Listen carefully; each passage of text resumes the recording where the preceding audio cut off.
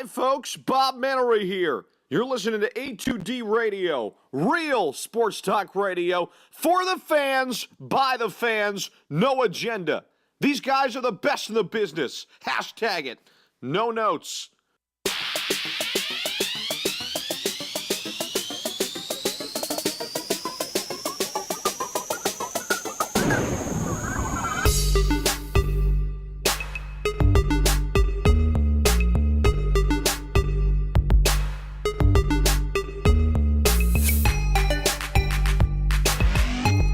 All right, this is the Sports Hounds, only on A2DRadio.com, joined by Frank Vespi producing, Brad Ryer. I'm Ryan Brodo, subbing in for Rob Brinkman tonight.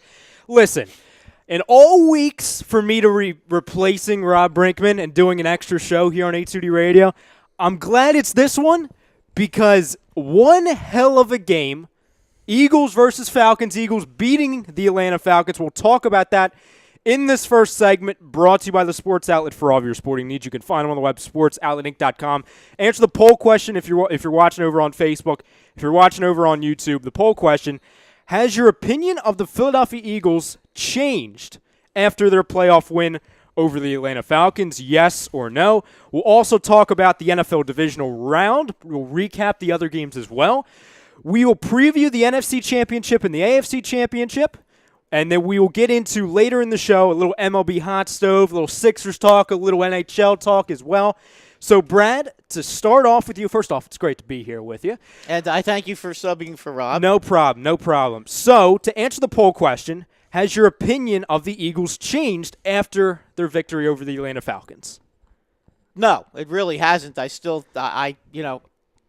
think that the Eagles did what they had to do. Rob and I made the point that they'd have to play close to the vest, go with a lot of running, short passing game, and win with their defense, and that's exactly what they did. And they did a nice job. And I know last week I had picked the Falcons originally. On Friday, for those of you who follow me on Facebook, I did change my mind, and I went with the Eagles plus the 3 points. I think the Eagles are in a spot where they can definitely beat the Minnesota Vikings. I like the matchup. Mm-hmm. I like the matchup better against the Saints than I do the Vikings, to be honest with you. I think they would have had a lot more success with the Saints than the Vikings. And the reason I feel that way is because the way Minnesota stops the run and their defense with the cold weather, they're going to be tough to score on. I think that the Eagles could have played smash-mouth football with the Saints and been very successful. And the Saints could not run on Minnesota. I don't think they would have been able to run on the Eagles either. Atlanta didn't really run on the Eagles. And I just think it's a different type of a matchup. And I honestly do think the Vikings are going to be a little bit more difficult for the Eagles than the Saints would have been. It's all about one thing, and I agree with you as well. I don't think, at least for me, and obviously people that are watching on YouTube and Facebook, let me know, as well as your opinions on the Eagles, that game. Any questions you have, we'll get to that as well. Any comments on the game. Who were you rooting for out of the Vikings and Saints? To me, I didn't go into that game saying I don't care, because of course I cared, because the winner was going to end up playing us. But I looked at it as, I look at both teams that are a serious threat. And you have to look at it in a fan perspective, and then obviously looking at the team, which style of football helps and is better for the Eagles to go up against. A team, the Vikings, that I think their defense can smother you more than the Saints. Also has a backup quarterback that could be said overachieving. Or, on the other side, would you rather be more confident going up against a defense that won't smother you as much? Still, I think, a good defense. And the offense, 2 high-quality running backs and a Hall of Fame quarterback. I agree, but the only thing I'm going to say about that is that I just don't think the Saints would have their way running the football. No, against absolutely the not. Eagles. No. They're not going to run nobody really runs effectively against the Eagles at home. I mean, I think that with this game, I don't think that the Eagles are going to run against the Vikings either. I don't think that they're going to be able to control the ball as much against the Vikings. I think there's going to be a lot of punts. It's going to be a field position game. And basically it's going to come down to who makes the critical turnover first and who gets the lead. Because I think whoever gets the lead early, that's your winner. This is one of these games I really do think whoever scores first is going to have a huge advantage. And whoever has to play from behind and be one-dimensional is going to be in big trouble because with both these defenses and the fact that you have two backup quarterbacks, Minnesota, Case Keenum, he's a backup quarterback. I mean, Bradford was the starter, but Bradford's not going to be in there unless they get behind and they need a spark late. So he's a backup. Foles is a backup. If the Eagles have to get behind and they have to start throwing the ball a lot against that Minnesota defense, there's going to be trouble. And the same thing is going to apply for the Eagles. If they get ahead and Keenum has to start throwing the ball on every down, they're going to be in trouble too because neither one of these quarterbacks I really fully trust in a big spot. I mean, let's be honest, okay? That last play was a lucky play. I mean, it's not like Keenum drove the team down the field and scored touchdowns. Well, why would you say it's? I kind of disagree. Why would you say it's lucky? Oh, that last play when you're talking the Vikings, yeah. Why would you? Because of the mistake on the Saints' part? Well, yeah, absolutely. Because for some reason, the Saints' defense, they all seem to be, for some reason, they were all in front except for the rookie safety. They were all in front of Stephon Diggs when they all should have just surrounded him from behind and in front and just let him catch the ball and then tackle him. I mean, I don't understand why everybody's trying to jump and then the other guy's trying to knock him down on the left-hand side. Just hit him and tackle him. Even if he catches the ball in that spot, if he gets tackled, they're not going to be able to line up and stop the clock. Yeah, I mean, as a defender and as, it's one of the stupidest plays I've ever seen. No, I mean, that I agree with, but I just look at it and not from the Vikings standpoint. No. From the Saints, it's almost like, and I don't know if you remember or you ever saw highlights of the Music City Miracle. Yeah.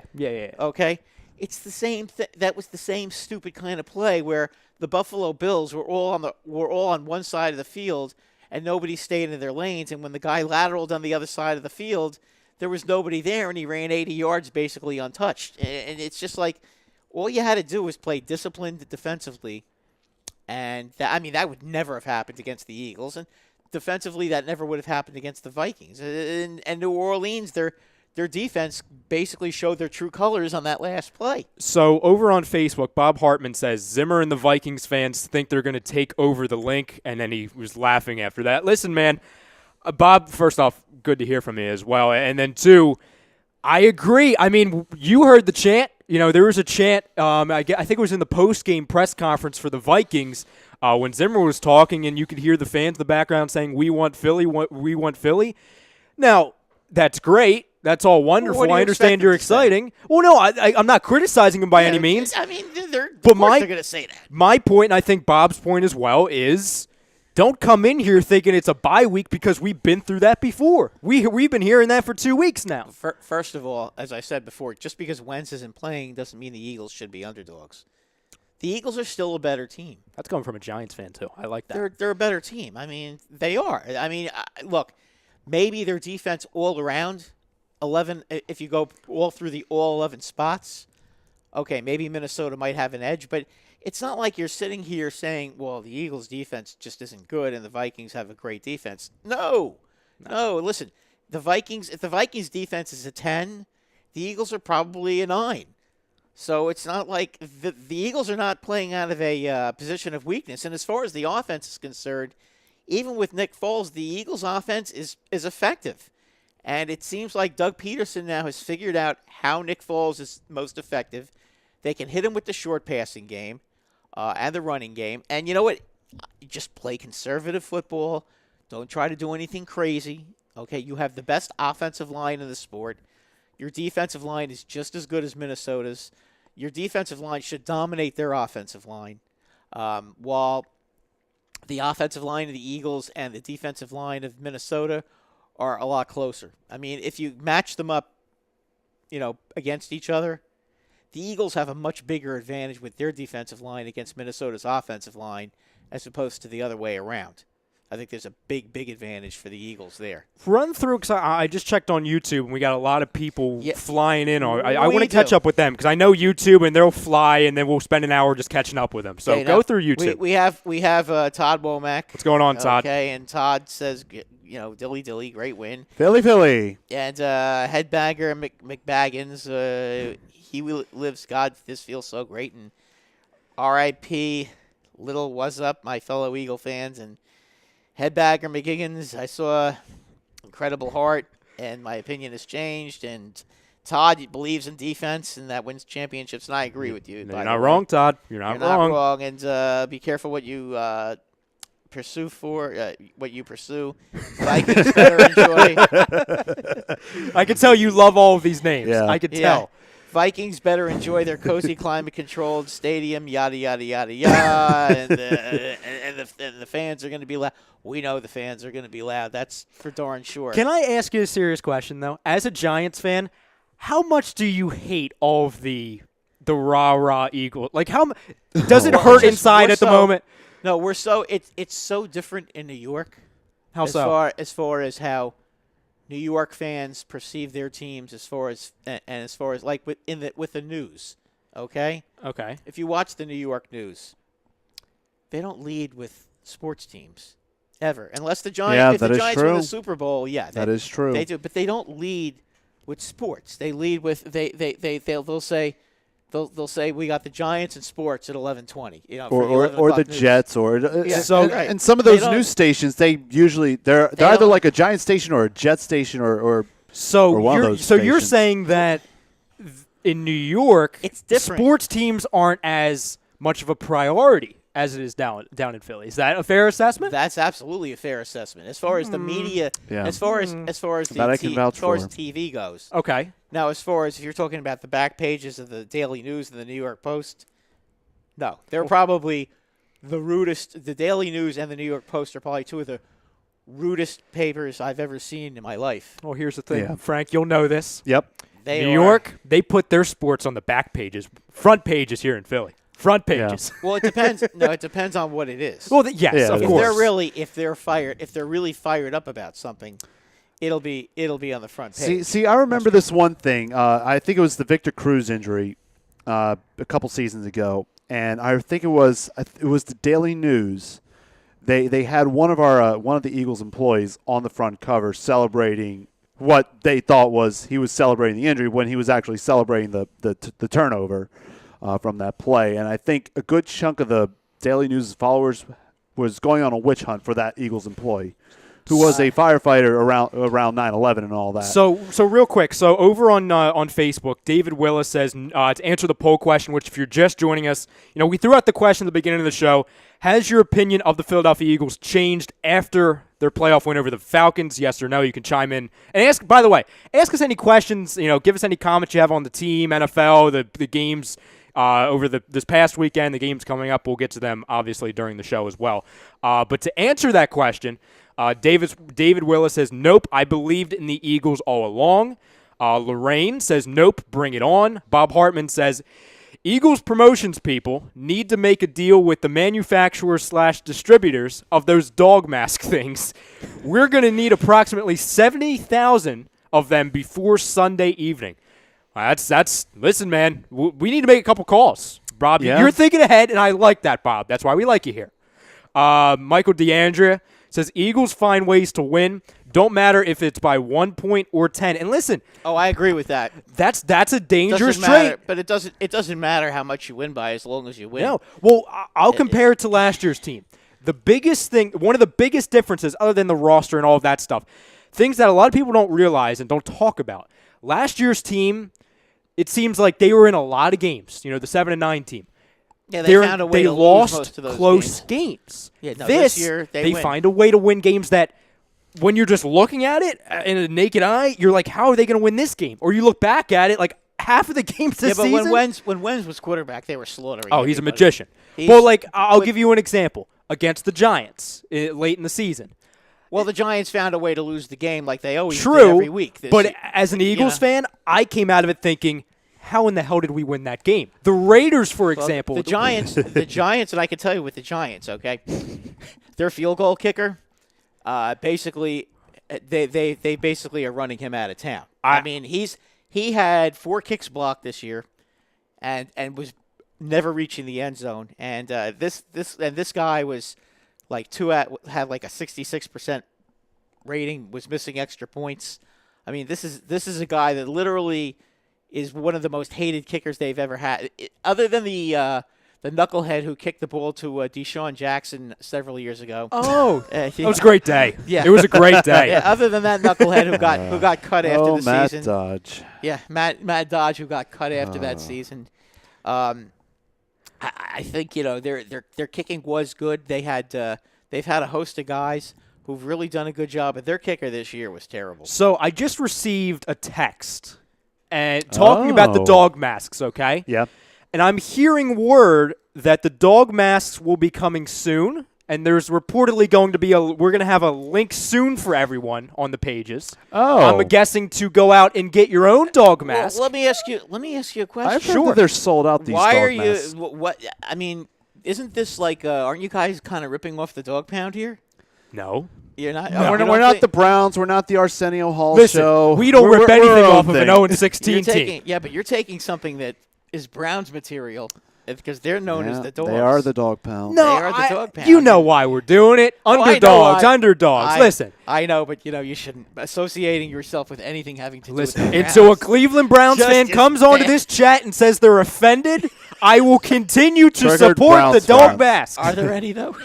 That's why I said it. Well, because I know they're not showing their face anymore. They're swimming in Lake Erie right Listen, now. How many people were even around when Jim Brown was playing? Because that's really the last time that team was really good. And that run in the 80s. So Bob, when they had Sipe, but they couldn't get it. Sipe and Kozar. Yeah, and Kozar until Kozar for some reason decided to play in the USFL. But, Bob Hartman said, Ryan, tell your partner on the couch over there to put that coat back on. Not trying to see that Yankees BS. What? Do you have a problem with the Yankees? He does. Oh, that's too bad for you. Maybe you should have won. Maybe you should have won in 2009. And Bob, get him now. See, I wasn't. He's asking for it now, Bob. So listen. If you guys have a problem with the Yankees, for you Philly fans who for some reason would have a problem with the Yankees, I have no clue what your problem is with the Yankees. You play the Mets. The Mets are in your division. If you want to trash the Mets, be my guest. But you know what? We don't even give a crap about the Phillies. So why would we? Brad, you guys kind of did beat us in a World Series. But that was 8 years ago. We don't forget here. We don't forget Philly. We do not forget. We didn't rub it in. No. Nobody. The Yankees were not the kind of team that rubbed it in. You're just in the way. You're just in the way. That's it. You're in the way. Well, I'm sorry. We were trying to go back to back. Ryan, let me ask you a question. Sure. Ask away. Did anybody tell you to sign? Who told you to sign Pedro Martinez? I didn't sign him. Phillies did. I'm just saying. Who told the Phillies to sign Pedro Martinez? Did they not know what the Yankees did to Pedro Martinez when he was on Boston? Listen, I don't have regrets. I don't. And listen, the Yankees. You just were in the way. The Yankees faced him like 7-8 times a year for 15 years. You don't think the Yankees know how to play against Pedro Martinez? I'd rather not talk about it. Okay? We're talking about the Eagles today. It's a great win. I wasn't even bringing it up. No, I know you weren't. I just listen. And again, I had to read Bob's comment because I somewhat agree with it. But listen, I just read comments here. That's all I do. We just read the comments. We have here over here in YouTube. We have John D. Casanova. What's going on, saying John? we own the Vikings and we beat them by giving them Bradford for a first, and we owe them when we play them. I don't know. How do you owe them when you have Carson Wentz? I don't know. Well, here's the thing. On that point, let me ask a question to the chat and to the room. Okay, say for example, and this is an extreme hypothetical. Say for example, it comes down to the end of the game, and Derek Barnett ices the game with a game-winning sack in the Eagles' favor. Well, that's the pick that we got from the Vikings. Okay. But full circle. But the Eagles didn't need Bradford. No. The fact that they got a first-round pick for him and were able to draft Carson Wentz because Cleveland, for some reason, thought that RG3 was the answer, still is mind-boggling. But, it is what it is. Let's see. We got here Sixers JC. The link just needs a dog mask on every seat. What's going on, Sixer JT? Yeah, and let's see. Headbanger McBaggins. Do you think Nick Foles has had his niche in the Eagles' offense? I do. Absolutely. I thought he looked terrific. Completely outplayed Matty Ice. Let's see. Edgar Vencer, by beating the Vikings, did that to the Saints. It is wrong to be nervous for Foles. I believe we can do this, but that defense and Sixer JT. Speaking of Pedro Martinez, remember when he humiliated Don Zimmer? He humiliated. I think he kind of humiliated himself by pushing a 78-year-old man. But I mean, Pedro. We all know what Pedro Martinez, what he did against the Yankees, and that was basically lose most of his games and cry, "They're my daddy," so on national TV. So I want to go back. I don't know about Pedro. If you guys want to talk about Pedro, I could talk all night. Pedro got his butt kicked by the Yankees on so many different occasions. Save it for the second hour on Pedro. Save it. Yeah, we're celebrating the Eagles. Screw Pedro. We don't care about Pedro anymore. Wait a minute, Ryan. Do I bring this up? No, not you. I'm talking to the camera. Two cameras, actually. Listen, big things. Guys, can you give me a break here? Listen, my Rangers stink. My Knicks stink. My Giants were unwatchable. What do you want out of my life? Can you give me one good team? I mean, for God's sake, you guys are I know that you guys had a long time between drinks with a lot of your teams, and I know that there hasn't been too many playoff games lately, but for God's sakes, it's turned around, guys. Let's touch on a couple different things. Well, first off, TTP Ballin says, yo, trust the process. What's going on, TTP? What's up? David Roska, Eagles time to win it all. It feels like that, huh? It feels like it's just one of those moments, huh? Okay. John wants to basically, and he's saying in caps, so I guess I'm getting yelled at. I did not. He's not happy. I said own and not owe. We don't owe them. I can't say that word. You know that, John. Come on. But a kick in the tuchus this Sunday is what they want to get. You guys want to curse. I'm not going to read the curses, guys. Sorry, Greg But I read them anyway. So on Greg Wednesdays. Malakovic over on Facebook, to answer the poll question, he says, yeah, it has slightly changed his opinion of the team. The defense shut down a really good offense, and they found a way to win again. Another tough win this weekend. Another tough one coming up this weekend. Absolutely, but I think the Eagles can win the game. I agree, man. I don't have a lot of confidence in the Vikings beating the Eagles. I just don't. Janet says, go Eagles, go. Edward says, go Birds. Stephanie says, Eagles by 5. I believe she's still talking about how they won by 5 over the Falcons. Or she could be saying they're going to win by 5 this week. Okay. Bob Hartman, going back to when we were talking about the dog masks, he said the Steelers hand out terrible towels.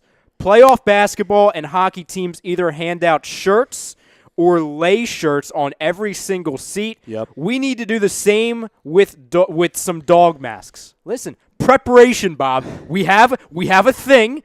Let's capitalize on it. That's all I'm saying. They'll have something, some kind of a towel. It doesn't matter if they're we gonna do something. stole it from the dog pound. Listen, they're mean- not here right now. They're not here. They're done. So they're not here right now. We have some YouTube here. Yeah. Khalid says, if we get to the bowl, do you think we got a shot? Well, regardless of whether you play New England or Jacksonville, you always have a shot. I mean, you can't say no. I don't like their chances against New England. I just think, unfortunately for the Eagles or the Vikings, whoever wins the game, if you have to face Tom Brady, I mean, they're a very tough team to play against. What's the one thing you do to get to Tom Brady, though, to beat him? Well, you have to put a lot of pressure on him. Who does that? Well, both the Eagles and the Vikings can do that. Yeah. But they have a very good offensive line now. They do. They really do. They do. I mean, their offensive line in the last 2 years has improved dramatically. Oh, I understand. From when they got the butt kicking by Denver, their offensive line has improved tenfold. They're much better offensively. They can beat you with the short passing game. They have a knack of being able to win games. And you know what? Their defense, and I know it was only Tennessee, okay, but they still sacked Mariota 8 times?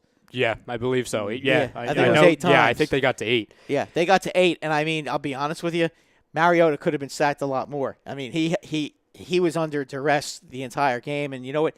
New England's defense is gotten to a point. Yeah, it struggled early in the season, but Belichick is a master of in-game adjustments, and you know what? That team knows how to win. And I'll tell you what, the other thing is, if the Patriots are trailing, you know that they're not ever out of a game.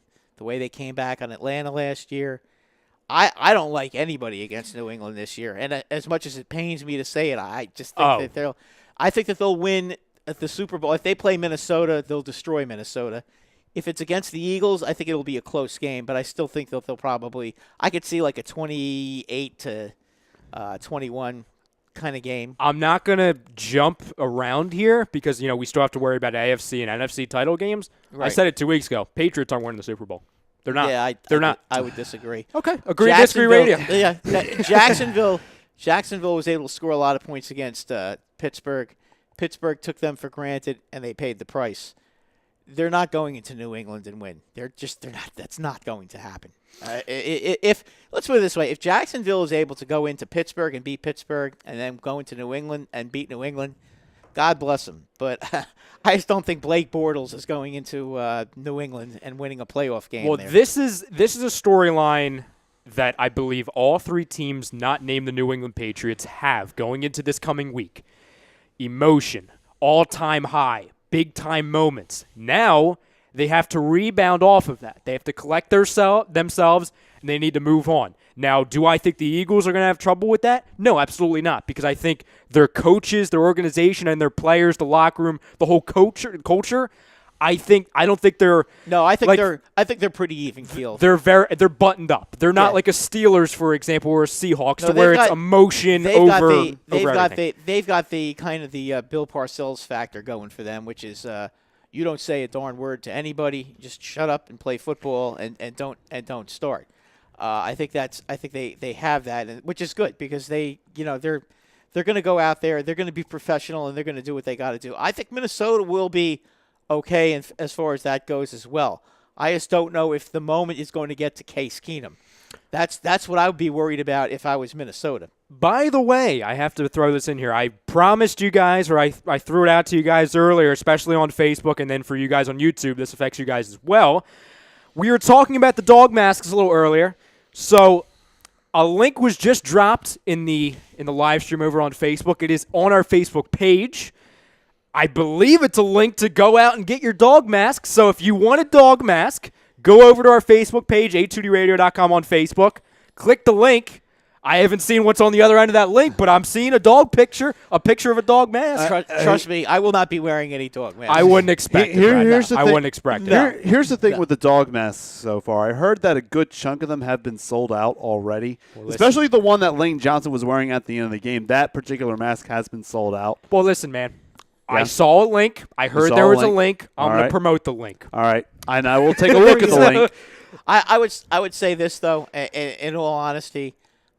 The odds makers have it wrong again for the second week in a row. Oh, yeah, I don't absolutely. understand. First of all, just because I really thought about it. First, I liked Atlanta, but after I really thought about it, I just was saying to myself, they beat the Rams, but the Rams, that was their first time in the playoffs, and they were clearly intimidated by the bright lights. The Eagles, they're not going to go into Philadelphia the same way that the Saints weren't going to go into Philadelphia because they're soft, and that's just Here's the thing, okay? First off, this entire week going into the Falcons-Eagles game, okay? I've seen so many people, and I'll rip later on the certain person that happens to be on FS1. I bring up his name every once in a while, but the Atlanta Falcons went from a team that everyone on ESPN and FS1 were saying they're underachieving, they're too inconsistent. As soon as they beat a team, Brad, that's young and I would say was overachieving given the timeline that they had, because no one expected them to be as much of a force as they were this year. No, but the Rams, as far as the Rams fans are concerned, I'm sure they're very happy that they had a successful They have a season. product again. Their quarterback isn't a bust. Yeah. Todd Gurley should be the MVP, or at least out of a guy that was playing. You know what? I can guarantee you that they will go out and they will get another receiver. Yeah, it could be possible. They'll find another receiver because they do need another receiver. Right. And that the playoff, the game, playing a playoff game, They'll have that experience under their belt. That's their and division. They will play now. better. That's their division now. Oh, I agree with you. It's now going to be the Rams That era. division, that division, because that division right now. Well, I think the 49ers are going to be back too. The 49ers. I think they're about really. I think they're about one more year away Well, from them. later for them to on, compete I'll ask again. you guys. Garoppolo is good. I mean, that's why that's what brought that whole fight with Belichick and Brady and Kraft. That's what got them all, steamed under the collar, was because of Garoppolo. Because Belichick wanted Garoppolo to stick around, and when Brady made his goodbyes, then he was going to have a seamless transition into Garoppolo, and I think he was pretty mad about that, and that's how all the Giant rumors started. But Belichick is not going anywhere. He's there.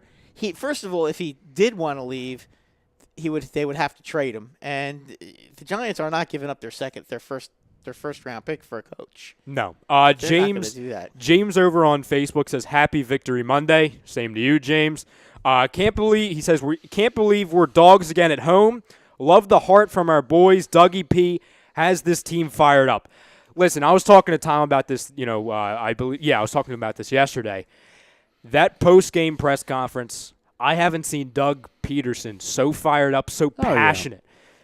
And it really gave me goosebumps watching him talk about his team. And it really, I'm not going to be one of those out of the 100 people probably that I've seen that were clearly against Doug when he came in, calling him it was a horrible thing. I wasn't one of those people, but I wasn't fully embracing it either. I had my doubts, and I think it was justified given. Ryan, when Joe Torre came in to manage the Yankees, on the front page of the New York Post, when the Yankees had fired Buck Showalter, there was a big article and it said "Clueless Joe." Okay, and I mean, people make opinions about people before they even know what's going on, and Joe Torre ended up being one of the great Yankee managers of all time. I mean, if you look at it, he had 4 championships in 5 years, and then they lost in 2001 in the World Series, and then they lost in 2004 in the World Series. I mean, that was one heck of a run. Yeah. So clueless? No. And you know what? Doug Peterson, because he's an Andy Reid assistant, that doesn't mean he's going to be Andy Reid. It just means that he's been tutored well and that he's got Andy Reid's still a good football coach. Yeah, absolutely. Just because he can't win a playoff game doesn't mean he's not a good football coach. If he was fired, Andy Reid. If Andy Reid got fired from the Chiefs, there'd be a line of teams waiting to try to He'd have get a job him. the next morning. Yeah, so that's fair. Let's be honest about that. Sixers JT says, facts, Ryan. Doug Peterson was talking like a coach who wants to win, something you never heard in Andy. Okay. Listen, I mean, I would say Andy didn't. I wouldn't say Andy didn't show the passion, but Doug was a player. He was a quarterback, so he can relate to those guys. He can. And the one thing, like I said, when he came into Philly and when he was hired, did I have a big question mark in my head saying what? Like that? It's kind of random. Of course, Andy was his clock management was bad. I mean, there were certain things about him not getting the plays in time and wasting timeouts. I mean, that was something that, and there was always a couple of false starts. There was always some annoying Andy Reid moments in every game, and I get that. I know that the Eagle fans, my friends who were Eagle fans, were always complaining about that. That there was the obligatory 2 or 3 illegal procedure penalties every game, and wasting a timeout because they weren't getting the plays in or mismanaging the clock with the 2-minute drill. I get all that, but you know what? He was a good coach, guys. I mean, unfortunately, you lost a couple of games in the championship that you should have won. And that's the unforgivable thing with Reid, is that when they lost to Tampa Bay, they were the better team. Yes. They should have won that game, and I can't remember who the other team was that they lost to in the championship game, but they lost another one who they should have who they were better than. I just can't remember. Could have been they the lost Cardinals. 2 championship. They lost Cardinals. The Cardinals. Cardinals. Yeah. They were a better team than the Cardinals. They should have won that game too. I mean, listen, they had some of those, and they've had letdowns, absolutely. Yeah. So Dodie over here on Facebook, she writes a paragraph and she says, "That is crazy how they had us as the underdog last week, and they're going to have us have us underdogs again next week. I got to give it to the Eagles. They did it one more. I think they can do it next week. If Philadelphia Eagles goes to the Super Bowl, it will be crazy. I'm hoping and praying they go, and I'm a diehard Eagles fan to the day I die, win or lose. And like I'll say to you, Doty, let them.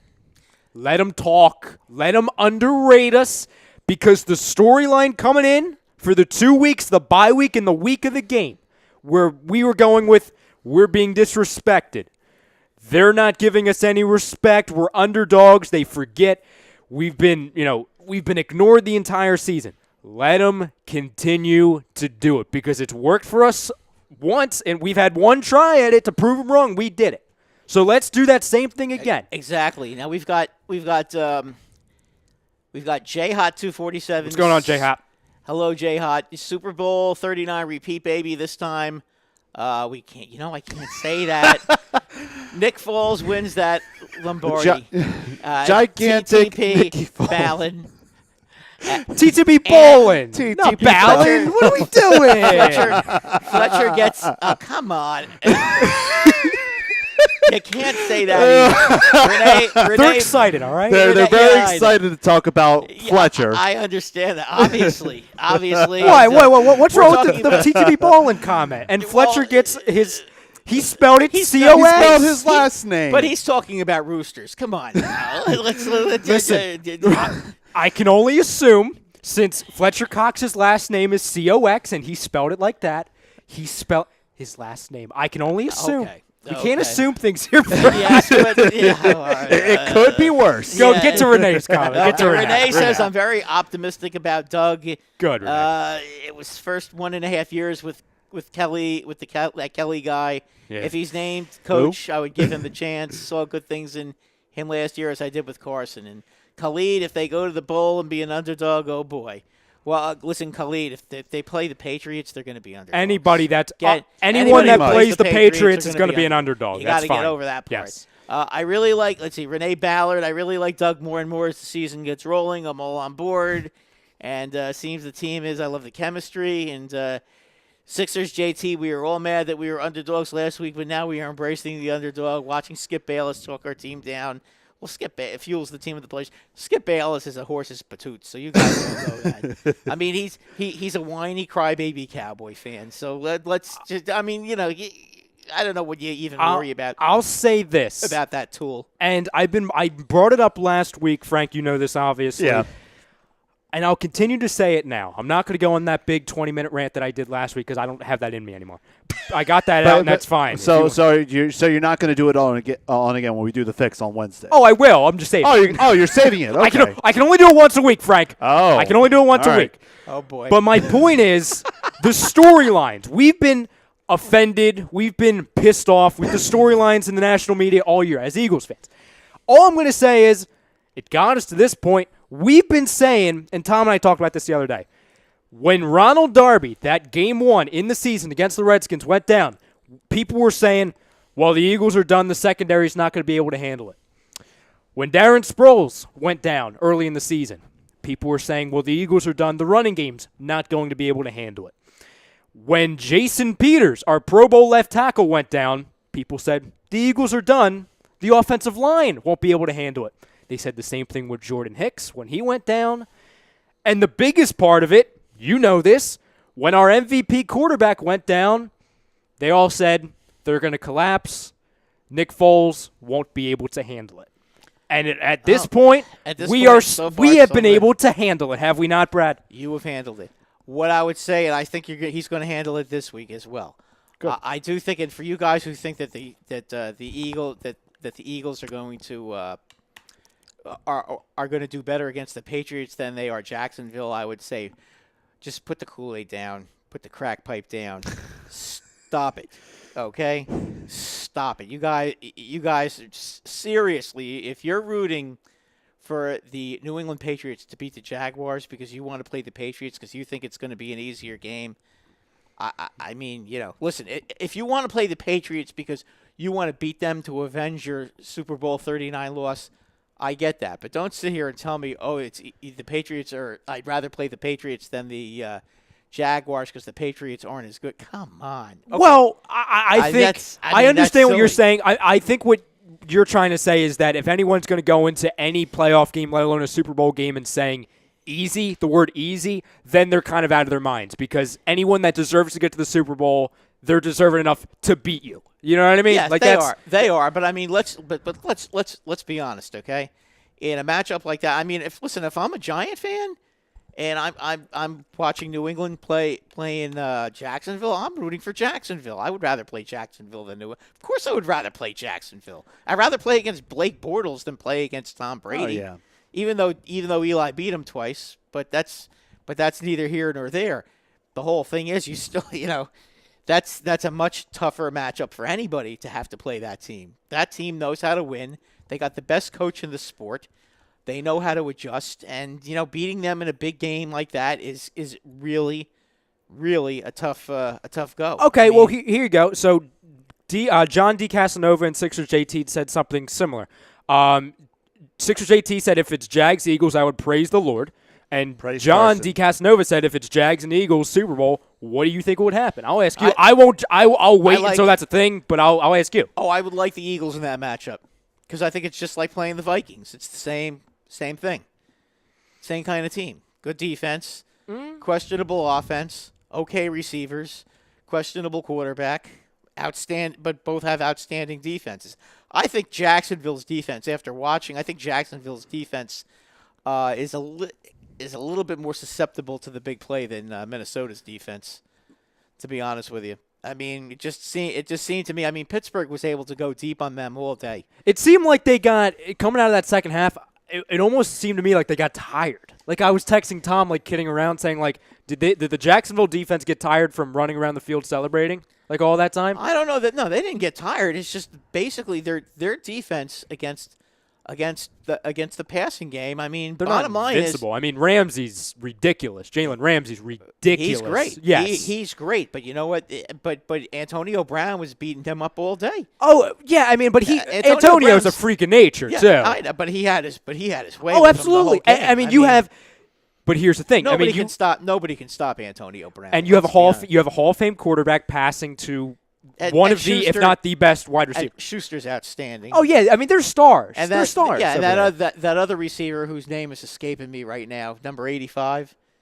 I can't remember his name now. Oh God, Frank, go Jacksonville or no, the Pittsburgh? Steelers. Why am I blanking number on 85 of the Steelers? I believe it was. Go to the cloud. It wasn't Schuster. It was the other one. Schuster's 19. Just go to the cloud. 84 is Brown. 85. That guy, he was making big catches. Am I after thinking big who I catch. think it is? Why am I blanking on? While you're looking, I think it's Darius Hayward Bay. Is that him? No, it wasn't Darius Hayward Bay. He's 88. Never mind. No, 85. Close. 85. Whoever number 85 was, he caught a bunch of passes. Xavier Grimble. He is the tight end. 85.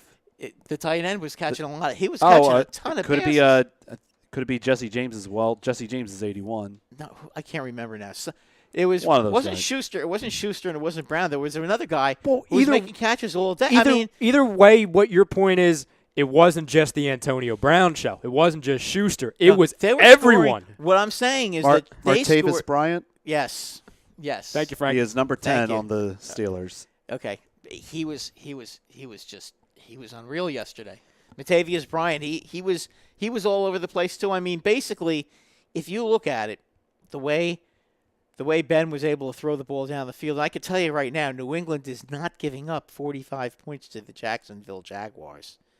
Okay, that is not happening. I can tell you what, New England is certainly liable to put 42 up on Jacksonville, though. Oh no, Sure, no. They could. Listen, they're capable of doing that to anybody. Yeah, I mean, yes, but are you counting on it? No. Okay. But I'm okay. expecting like maybe 31-10, 31-14. Okay. I'm thinking that New England's definitely going to put 30 on that team. So, Michael DeAndrea, and I don't know if you want to cover this now. He says Pat Shurmur to the Giants? ? Probably. Probably. Odell is endorsing him. Is he? Yeah, which scares me because if Odell's endorsing him, does that mean that he's going to be allowed to pick up his leg in the Eagle end zone again Well, and embarrass honestly- and embarrass the Giants, embarrass the fans, and embarrass the NFL? Because I don't like seeing that. I'm clearly speaking as someone that Fire the football at the stands and talk trash to the fans if you want to do that. But lifting your leg in the end zone, come on. Oh, I think he's a fool. What are you I doing? think he's a great player. Don't get me wrong, but I think he's a fool. I don't like that stuff. No, he's a Don't fool. like it. No, he's a fool. He's got that. And Deshaun Jackson used to do the same kind of crap too. And between the two of them, I don't like that stuff. Well, just listen. just- at just- least Odell hasn't dropped the ball on the 1 yard line before actually getting through the yeah. end zone. At least Odell, if he does it, I'll be the first one to party. But he hasn't done that yet. I will say this about Odell though, and this about the Giants. Their season really, to be honest with you, their season ended week 3 in Cleveland in the exhibition season when he busted up his ankle. Oh, that's right. And he missed the first 2 weeks of the season. Then he came back to play game 3 against the Eagles, and he came back to play, and then he played like half the game against San Diego, and then he busted his ankle up again. I mean, he played 1.5 games. Maybe he played I think he did play against Detroit, but I mean, they had him for 2.5 games. So, listen, that's not an excuse to go 3-13. But let's be honest, the Giants don't have the kind of depth that can afford them to lose a guy like that. Jay Hunt makes a great point. He says, how odd is it that the 2 playoff games are against the same teams we played back in 2004, And you could just play- reversed? And you could play New England at the end of the tunnel. I mean, that's a pretty bizarre set of circumstances. And say, for example, somehow the Jacksonville I don't want to say somehow because I think it's more realistic than you think, Brad, that the Jaguars beat the Patriots. I'm not picking them to beat the Patriots, but Yeah, I was gonna say if you go to Vegas and you play the Jaguars on the money line, then I'll take you seriously. if I put my money where my mouth is. Yeah. If I see you playing the money line in Jacksonville, then I'll actually believe it. But I don't think you even believe. I don't that. have the balls to do that. Yeah, Brad. no, I don't have the wouldn't. balls to do. I mean, I don't know what the odds are. I don't have the odds. I mean, if you wanted to just throw $20 down just for the heck of it. Well, I think they're a 9. I know they're a 9.5 point favorite. Okay, Patriots over the So what do Jags. you think the money line is? Probably like 5-1, 6-1. Frank, you're better at this than I am. You're You're more of a delinquent gambler than I don't even know if you gamble. I gamble. You dabble. I don't. I don't gamble, dabble but with I slots. play. I dabble with all the I keep slots track. with pennies. You keep track. I keep track. Like my record is Super 3-4 right now in the playoffs, but I don't bet. Let's figure this out. Super. So damn Clutch is upset with you. He says, no offense, but you no sound offense, like a like battered fan. fan who believes the Pats can do no wrong. They are not perfect. Oh no! Listen. I'm a Giant fan. I can't stand the Pats. So just for the record, no. It's not that they can't do no wrong. Okay, it's just that they always seem to win. I mean, what do you want to say? I mean, I'm sure you were probably rooting for Atlanta the same way I was rooting for Atlanta last year. I'm sure we were all rooting for Seattle to beat the Patriots too. No, I hate And- Seattle. But yeah, I was rooting for Seattle. I can't stand. I'll Tom skip Brady. that. I'll skip that one. Yeah, All I right. can't stand Tom So Brady. I'm looking at the odds right now. Are you looking for the Super Bowl odds? No, I No, just no, wanted just to- Jacksonville what's versus the money Patriots. line for the Jacksonville Patriot game? All right. What is the money line for Jacksonville? Let's take a look. While you're looking for that, let me just read one comment here. So James, All right, here we go. I got the money line. Well, let me give me one Oh, okay. sec. We just got plus 350. Yep. Oh, the chat gave it to us. Yes. Thank you, chat. Appreciate you. Yeah, the chat gave it to us. Let's see. We got Renee Ballier, team resilience. I love this team. Me too, Renee. Jags Eagles Super Bowl and so damn clutch. No offense, but you sound like a battered fan who believes the Yeah. Pats can do no wrong. They are not. No, He's they're not- he wasn't happy with They're us not the five perfect, but times you know long. what? They're such good cheaters. They probably will find a way to win the game like they always do. Because Bill Belichick and the Patriots always win. I mean, it is. Yeah, that's a good line. It is what it is. You never heard that one before? So going back to this Eagles game versus the Falcons, Yes. who was your player of the game coming out of that game for the Eagles? And then how about I'll give you two questions. Who was your player of the game, and who was a player for the Eagles you think needs to step up more this coming game than they did versus the Falcons? Well, I'll be honest with you. You're probably not going to agree with me. I thought Nick Foles was the player of the game. Because Nick Foles, I don't disagree. I think Nick Foles and Fletcher Cox was outstanding as well. Yeah, I'd probably lean toward Cox, but I think that I really the only guy that I thought that played poorly for the Eagles was the kicker for missing that extra point. But other than that, though, I mean, really, I think the Eagles they all did what they had to do. I was very impressed with how they played that game. I'll say this though, with Jake Elliott, he could have easily, after missing that kick, he could have shut down. He could have been a mess. But listen, he was a big part of that win. Well, he did kick a long field goal, did he not? Going into the half. Yep. Yeah. I mean, he had what was there? 3 field goals and a touchdown. There were 3 field goals and a touchdown. No, they had 2 touchdowns. No, it was there's 2 touchdowns. No, wait a minute. It was the no, touchdown, they had 2 missed extra touchdowns. point, He had 2 field touchdowns. field goal, Yeah, field 3 goal, touchdowns, 3 field goals and a touchdown because of the missed extra I point. thought they had 2 touchdowns. No. 6-13. No, it was the LeGarrette 16. Blount run. Right. And then it was 3 field goals. You're right. It was one on the 50, You're right. 53, and then there was one on the 30, and then there was one right at like the 20, for example, right when they couldn't get in the end zone. You're right. At the end You're of the right. game. So honestly, if it wasn't for Jake Elliott, if he had a bad game, the kickers are supposed to make those kicks, though. he is, but it's nothing's guaranteed. Listen, I'm gonna say the same thing about who was it? The kick that missed an easy one and then kicked a 58-yard field. Lutz, the guy in the Saints. Yeah. I think against Carolina. Didn't he miss like a 30-yarder? No, it wasn't Lutz. It was the Gano. It was the guy on Graham Graham Gano. Gano. Yeah, on he the missed Panthers. he missed like a 30-yard field goal, and then he kicked a 50. He kicked a 58-yard field goal. So as far as I'm concerned with Gano, he's even because you can't expect anybody to make a 58-yard field goal. No, and listen, you can't expect anyone to make a 53. Was it 53, Frank? It was a 53. Well, that guy kicked a 61-yard field goal against us. But here's the thing. I would expect him to make a 53-yard field goal. As would I, but here's the thing. Rookie, playoff atmosphere, swirling winds, coming off. It was tricky. It was tricky. Listen, nothing's guaranteed. Yeah. Even that's even extra true. points aren't guaranteed Right. because it's not like they're lining up on on what, the 10-yard line like they used to. That one side was a little tricky. The one side that they were going on, I can't remember which. side when they were going into the wind. Yeah, the one side that they were going on, it was a little tricky, but the wind was more or less blowing across the field. Yeah, more it was. than north and south. It was more east and west, but it just seemed like the one side of the field was the balls were being affected a lot more than they were on the other side. See, for me, I think Fletcher, you'll go with Nick Foles, and I'm don't going disagree. Nick Foles because Nick Foles did not commit a turnover. No. I thought he played a real good game. I'd like to see Ajayi be a little bit more careful with the football. I think he can. I think he can have a big game this week. I think he's going to be. If the Eagles win this game, I think he's going to be a huge factor in this game because he's the one guy on the Eagles who is very explosive and can take over a game. Here's the thing, and he's not like the guy that I would say is the opposite of the player of the game, like that struggled.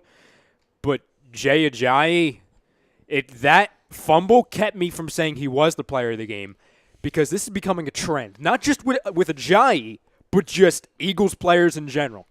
In a playoff game, especially as you get further into the playoffs, and especially in the second player of the game, you can't let that happen. Whether it was a great defensive move by the Atlanta Falcons for punching it out, you cannot let that happen. Ball security is paramount in the playoffs. It makes everything you've done before that. I mean, it kept Atlanta in the game because Atlanta, for all intents and purposes, Atlanta did not have their own drive. Well, Every drive they had was aided. Well, here's the beautiful thing, though, Brad. What was our biggest thing coming into the week? We've been saying to win this game, the Eagles must win the turnover battle. They didn't do that by any means, and they still won the game. That's why their defense played great. Exactly. Their defense was they were listen, and I think they can do the same thing against the Vikings. The Vikings offense is nowhere near as good as the Atlanta offense. But the only thing is Minnesota plays a very conservative type of game. So I don't but their defense is much better. And I think the Eagles are going to have a hard time running the ball. I honestly think that if Foles doesn't turn the ball over, the Eagles win the game. I just think they're a better team. This is the problem as far as going up against the Vikings. All year, and Frank, you'll attest to this, I've been calling the Vikings the most efficient team in football. They don't have the flashiest players. They don't have the flashiest quarterback. They don't have the flashiest defense by any means. They've got two real good receivers though, Phelan and Diggs. Oh, they do. And Rudolph is an outstanding tight end. I mean, they have some good. They're and Latavius Murray. He's not. Listen, is he a superstar? No, but Latavius Murray is more than a serviceable back, and McKinnon is pretty good too. I mean, they got decent skill guys. They don't have any superstars, but you know what? Diggs and Phelan are probably the most underrated pair of wide receivers in the NFL. They're pretty good. Chris, they really are. Back to when you were talking about Jake Elliott, he says, "Bite your tongue. The kicker is the hardest position in all of sports." Oh, stop.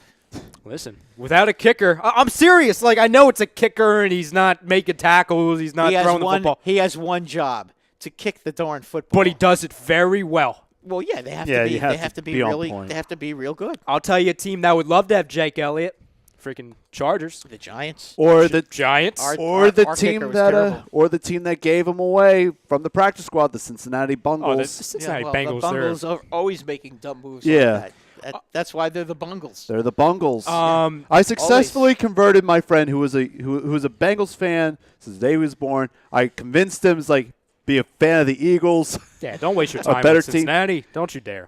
I successfully converted him. Well, was he from Cincinnati? Yeah, he's from Cincinnati. He lives up in he lives in Erlanger, Kentucky, which is right next door to Cincinnati. Next to Cincinnati. But That's my college roommate. That's 2 hours away from Cincinnati, I believe. Erlanger? No, it's right across the. Is it by Louisville? No, Erlanger's okay. right across from Cincinnati. Oh, Erlanger. I don't know. Erlanger. Okay, I thought you said Louisville. John DeCasanova says, "Who are you guys scared of the most on the Vikings? Is there one player that you think there should be a major concern for? Offensively or defensively? Whoever you Yes. want. Whoever you want." I would be Phelan. If That's what I was going to say. Phelan would be the one guy that would concern me. Diggs is a good player too, but Phelan I think has better hands, and he seems to get open more. And it seems to me that Case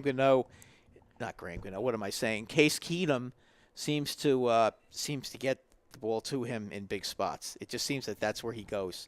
And again, I haven't watched a lot of Viking football because they're very rarely on TV down here. I mean, they just aren't. So but it just seems like when I've seen them play, I saw them against the Lions on Thanksgiving, and obviously I saw the game yesterday. That's where he seems to go when he needs a big play.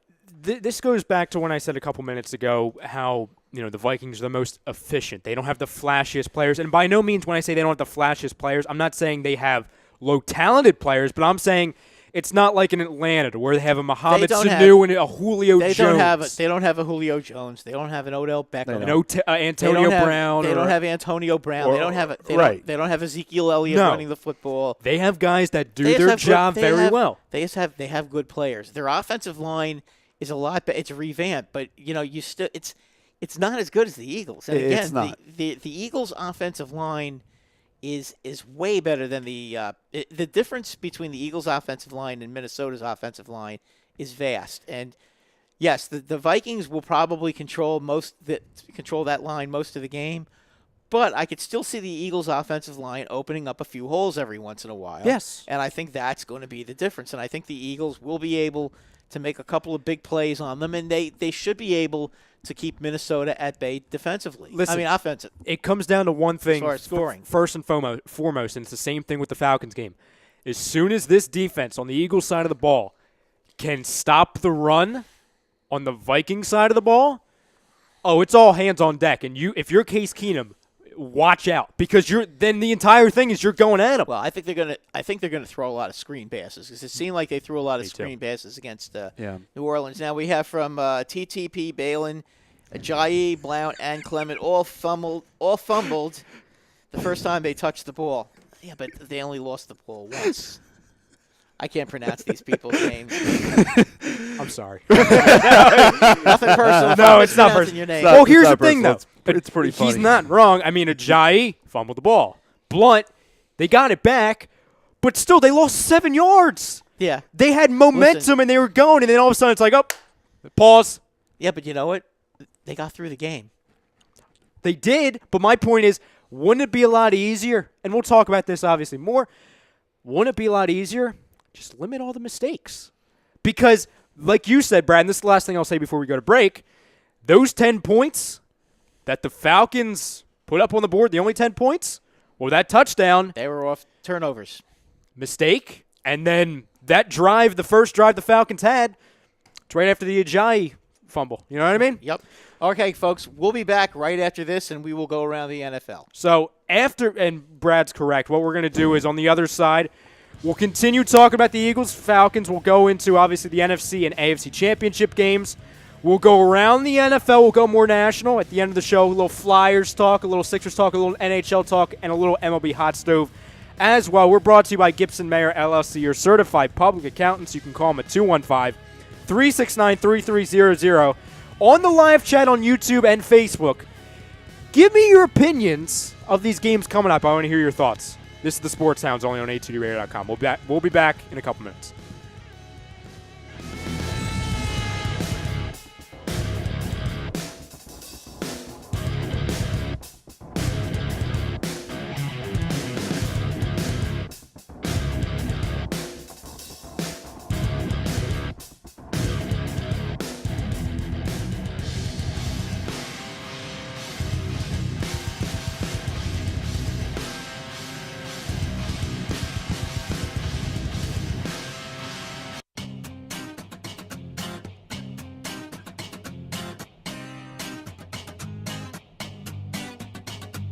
A2DRadio.com is proudly sponsored by Gibson Mayer LLC Certified Public Accountants. Gibson Mayer, located in Yardley, PA, is a leading accounting and business consulting firm with a proven track record of handling critical issues with expertise across many different industries, including construction, distribution, hospitality, manufacturing, real estate, service trades, merchandising, professional services, and professional athletes. Give them a call at 215-369-3300. That's 215-369-3300. Your initial consultation is always free, and if you tell them that Tom and Mike from AM and the PM sent you, you'll receive 15% off all income tax services completed by February 15th. That's Gibson Mayer LLC Certified Public Accountants, 215-369-3300, or visit them on the web at www.gibsonmayer.com. That's gibsonmayer.com.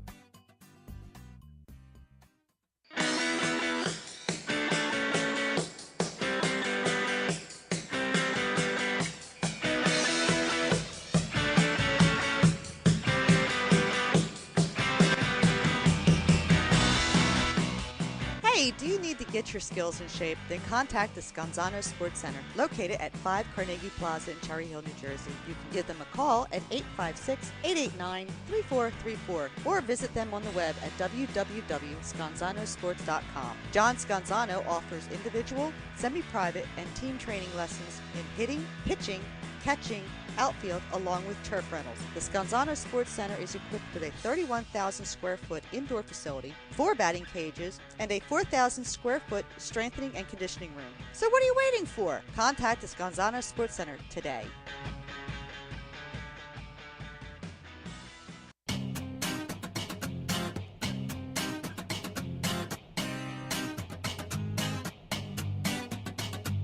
A2DRadio.com is proudly sponsored by Gibson Mayer LLC Certified Public Accountants. Gibson Mayer, located in Yardley, PA, is a leading accounting and business consulting firm with a proven track record of handling critical issues with expertise across many different industries, including construction, distribution, hospitality, manufacturing, real estate, service trades, merchandising, professional services, and professional athletes.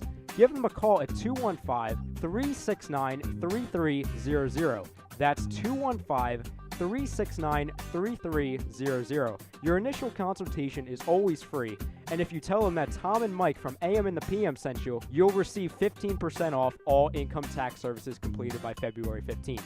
That's Gibson Mayer LLC Certified Public Accountants, 215-369-3300, or visit them on the web at www.gibsonmayer.com. That's gibsonmayer.com.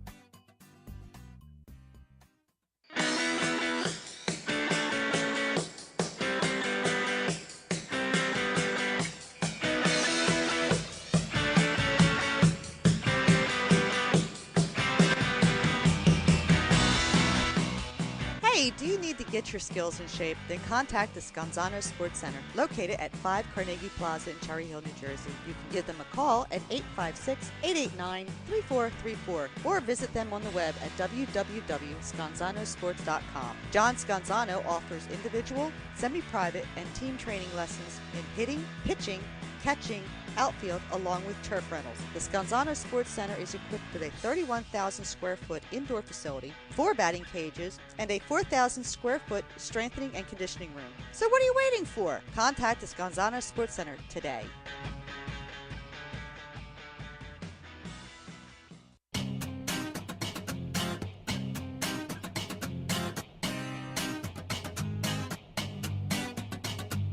A2DRadio.com is proudly sponsored by Gibson Mayer LLC Certified Public Accountants. Gibson Mayer, located in Yardley, PA, is a leading accounting and business consulting firm with a proven track record of handling critical issues with expertise across many different industries, including construction, distribution, hospitality, manufacturing, real estate, service trades, merchandising, professional services, and professional athletes. Give them a call at 215-369-3300. That's 215-369-3300. Your initial consultation is always free, and if you tell them that Tom and Mike from AM and the PM sent you, you'll receive 15% off all income tax services completed by February 15th.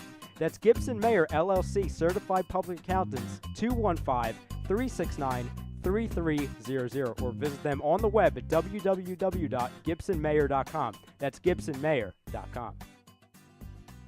Hi, folks. Bob Mannery here. You're listening to A2D Radio, real sports talk radio for the fans, by the fans, no agenda. These guys are the best in the business. Hashtag it. No notes.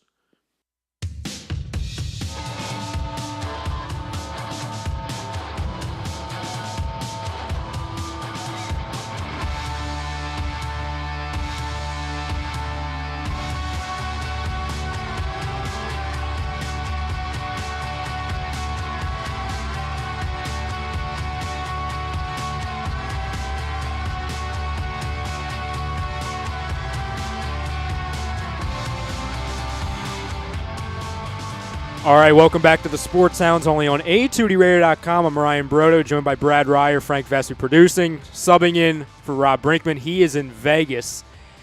He definitely picked an interesting week to go to Vegas, right? After this Eagles win. His friend got married. Oh, that's a great week to get married then, too. I hope they're Eagles fans as well. Oh, they are. They are? Oh. They planned. They knew. There we go. That's destiny right there. Knowing Rob, he probably wanted to get a few pieces of cabbage in on the baseball season, and I got you.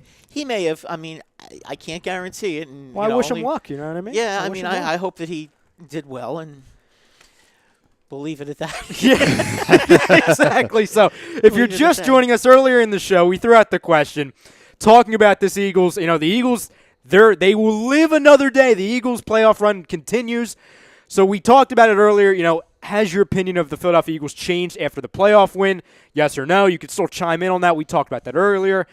We talked about the view of this team. We talked about, heading into this game versus the Vikings. Now, and we're going to start off this segment that's brought to you by Scanzano Sports Center. You can find them on the web, scanzanosports.com. We're going to get into the other 3 games in the NFL Divisional round. We'll recap that. We'll talk about that. We'll get a little bit more national. And then we'll just go from there. We'll take your questions. Obviously, if you want to still talk Eagles, NFL, later on we'll get a little MLB hot stove, a little NHL, a little NBA. Anything you guys want to talk about, chime in as well. So, Brad, I'll ask you this. Which game out of the 3 do you want to start off with from this past weekend? Well, do you want to talk about? Well, let's go in order of the game when the games were played. Okay, the Saturday night game. I know the people were probably. Yeah, the referees obviously had a ridiculous call with that one personal foul, but when the Patriot player knocked the New England player into the receiver, and then they called a 15-yard penalty, which I think that the NFL has to do something about being able to challenge penalties in certain occasions. I agree. I think that that's something that needs to be brought up. I'm not going to sit here and say conspiracy theory. Obviously, the referee didn't see it, and that's why the penalty was called. But being that as it is, if anybody thinks that really influenced the game that much, the New England Patriots were going to toast and destroy the Tennessee Titans. It was just plain and simple. It was 35-7 when they scored that late touchdown to make it 35-14. But I got to be honest with you, it felt like it was 56-7. It just seemed to me like the Patriots, once they got a big lead, they kind of took it easy on them. But that pass rush, how many? 8 sacks? Oh, it's crazy. 8 sacks? I mean, come on. It was so funny, too, because, obviously, I went back and watched that game, not live, but I went back and watched it, obviously, because I knew we would be talking about it this week. But, obviously, I was still in a cloud, obviously, from the Eagles win. I wasn't even worried about the other game. Understood. So, I remember, when I finally tuned in, it was actually at the end of the game. And it's so typical Belichick. I had to laugh to where the game's obviously over. Brian Hoyer's coming in. And on the Titans' last drive, Mariota throws a pass, and they say that the receiver got his 2 feet in. Belichick throws a challenge flag. It's like, Bill, the game's over. Oh, but I love it. Coach to the end. What I would say is this, though, at least when at the end when there were 2 minutes to go. Yes. At least the Patriots sat on the ball and Tennessee didn't start taking timeouts. Yeah. Because that would have just – at least they did that. But I got to be honest with you. Brady, after a slow start in the first quarter, Brady figured it out. And as soon as Brady figured it out, it was over. They couldn't guard Hogan. They couldn't guard Gronk. No. And they couldn't guard Amendola. And basically – Brady just had his way, and he basically had open receivers on almost every pass.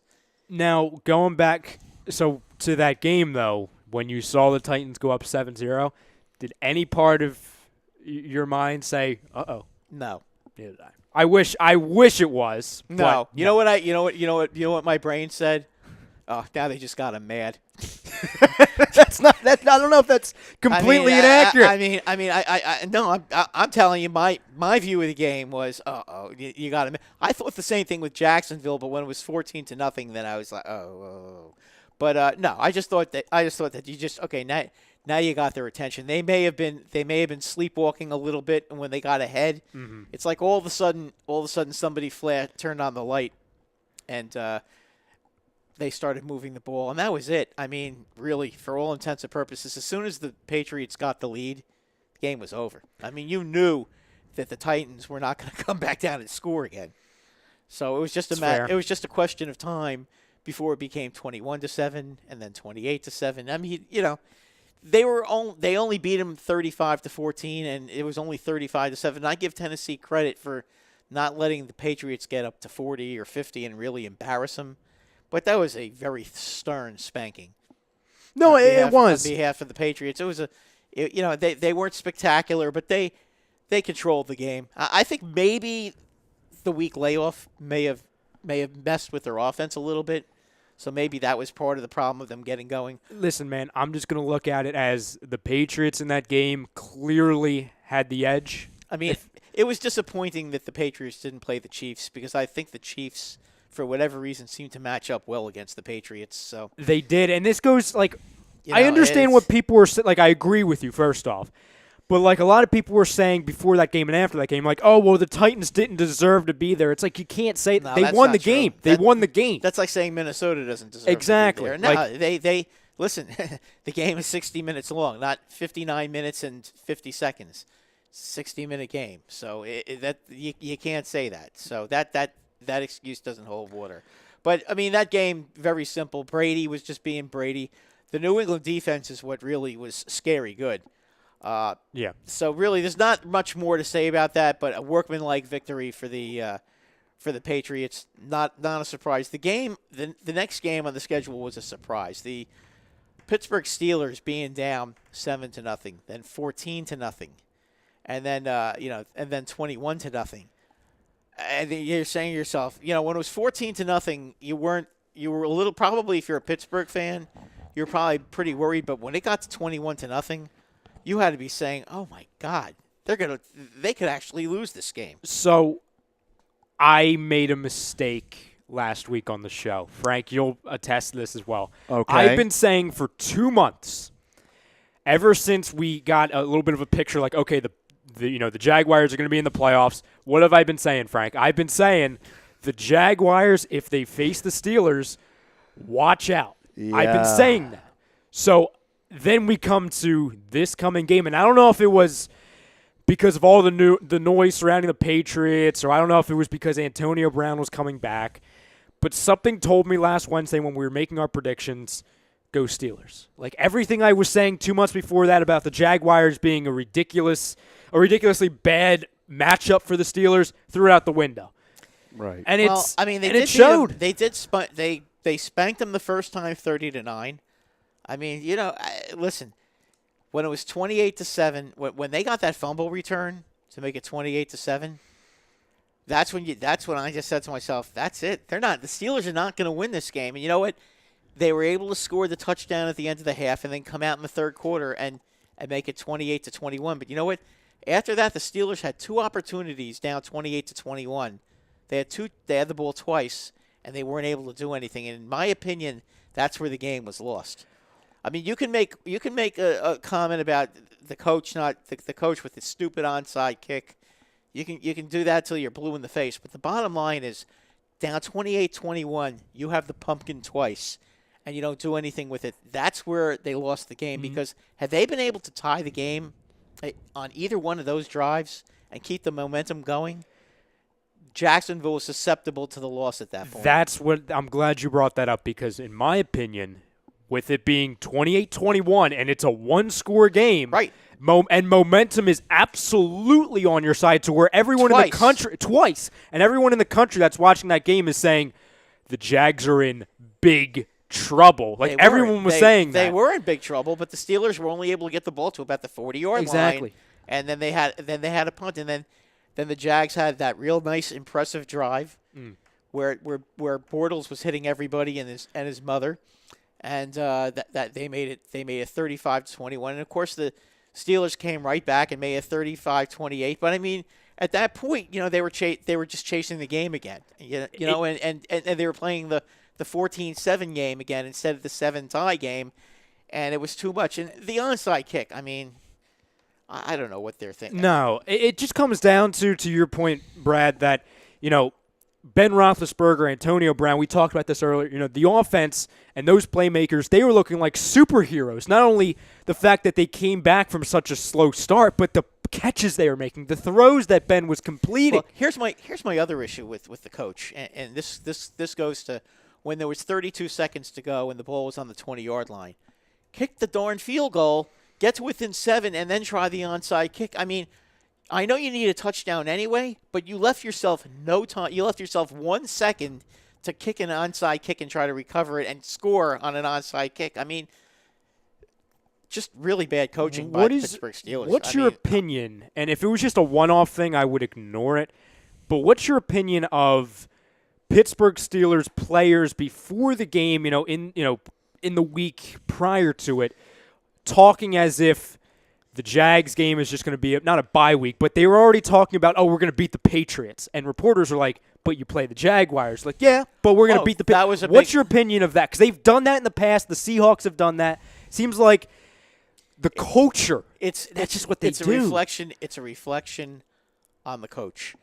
If the coach doesn't bring these guys in and shut them up and not let them make stupid comments like that, everything's going to be fine. But if the coach, I mean, Carroll was guilty of the same thing. Yeah. You can't do that. And you know what? I really, that Pittsburgh coach, he's awful. And I've never liked him to begin with. I don't think he's a good coach. I think he's blessed with having, 3 superstars on the offense. And that's the only reason that team is always good all the time.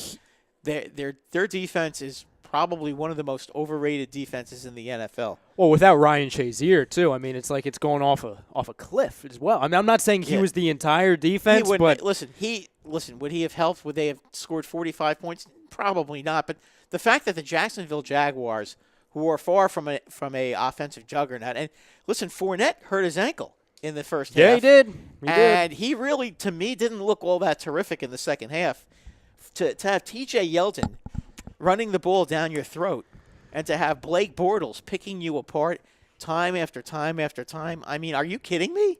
This is my main concern. The New York Jets beat this team. Well, they play down the competition. That's the thing. Yeah. The Tennessee Titans beat this team twice. You cannot lose a home game like that to the Jacksonville Jaguars. That is terrible football. This has always been my main gripe with the Steelers, and I honestly feel bad for the fan base. Now, I'm not a fan of the Steelers by any means, but I've always compared them. It could be a bad comparison, but especially in the last couple of years, to the Atlanta Falcons. I'll compare it to the Atlanta Falcons in a second, but with the Steelers, it always seems like they've underachieved. Obviously, especially this year, they're in the lesser talented conference. I mean, it's basically them and the Patriots we've been hearing all year. They're not in a overly productive and exciting division. I mean, you have the Falcons. That division is that division's okay. I mean, the Ravens are okay. They're okay. They're okay, but then you have a dumpster fire that you get to play twice a year. The Bengals, well, you have the Bengals who stunk this year, and the Browns who are pathetic. So yes, if you look at them, they should be by every stretch of the imagination, they should be going into the season 5-1. Yes, because you figure a split with the Bengals, they sweep a split with the Ravens. They sweep the Bengals and sweep the Browns. I mean, you should figure that that's going to happen no matter what. That's an automatic. They're not, like, for example, and I understand geographically this would not make any sense, but put them in a division like the NFC South, a team like the Panthers, a team like the Falcons, the Saints, even the Buccaneers. They would have struggled in that division. And it just comes down to it, like with the Patriots, obviously. Like the Patriots over the last few years, and historically, they've been able to play the overly mediocre Bills, the Dolphins, and the Jets. And the Jets had a 2-year run of being good. Yes, exactly. And now the Jets had a 2-year run. Now, I'll tell you what. If I'm building a team, the one team I would love to be in their position right now is the Jets, because the Jets have a first-round pick and the 6th pick in the draft, and they have 2 second-round picks. Plus, they have $100 million to spend in free agency. So they're in a position where there is no excuse for them not to get back into the playoffs next year in a weak AFC. See, for me, and I think it's probably the popular pick, but I'll stick with it, and it's in the tougher conference.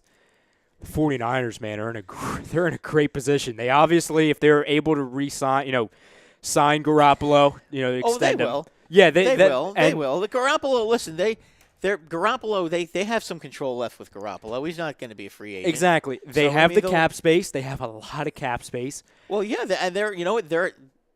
I'm talking about the AFC now. Yeah. The 49ers are a team that can start building in the NFC because they have a lot of cap space. And don't they have the Bears? Don't they have the Bears draft pick? Because the Bears traded with them. Yes, because the Trubisky pick. Yeah. So yeah. the Bears they kind of messed up with their own pick because now they ended up 6-10. I believe so. Yeah, because they started winning. They're going to be so they're going to be like maybe the 7th or 8th pick or something like that. But still, they're going to get like the 4th and maybe the 4th and 8th pick or something like. No, the Browns have the 4th pick. So the Browns have the 1st and 4th pick. Giants are 2nd and the Colts are 3rd. I guess they probably have the Bears would be 5, right? I believe so. Yes, Frank, can you check on that, please? I think the Bears are the 5th pick. The NFL draft order. Yeah, please. The Bears are 5. I'm pretty sure the Bears are 5. The Jets are 6. I believe the Jets are 6. They were 6 last year too. Yeah, that's correct. Well, the Jets had a good draft last year. They did. Listen, I think if they can figure out what to do with the quarterback, if God forbid they sign Kirk Cousins, all right, that team may not be so bad. Here are the top 10 picks in the draft. Real quick, Frank. Yeah. You want me to tell you where I think Kirk Cousins is going? You can laugh at me all you want. Oh, I think he's going to Denver, but that's besides the point. Nope. Browns. The Browns. I heard Alex Smith.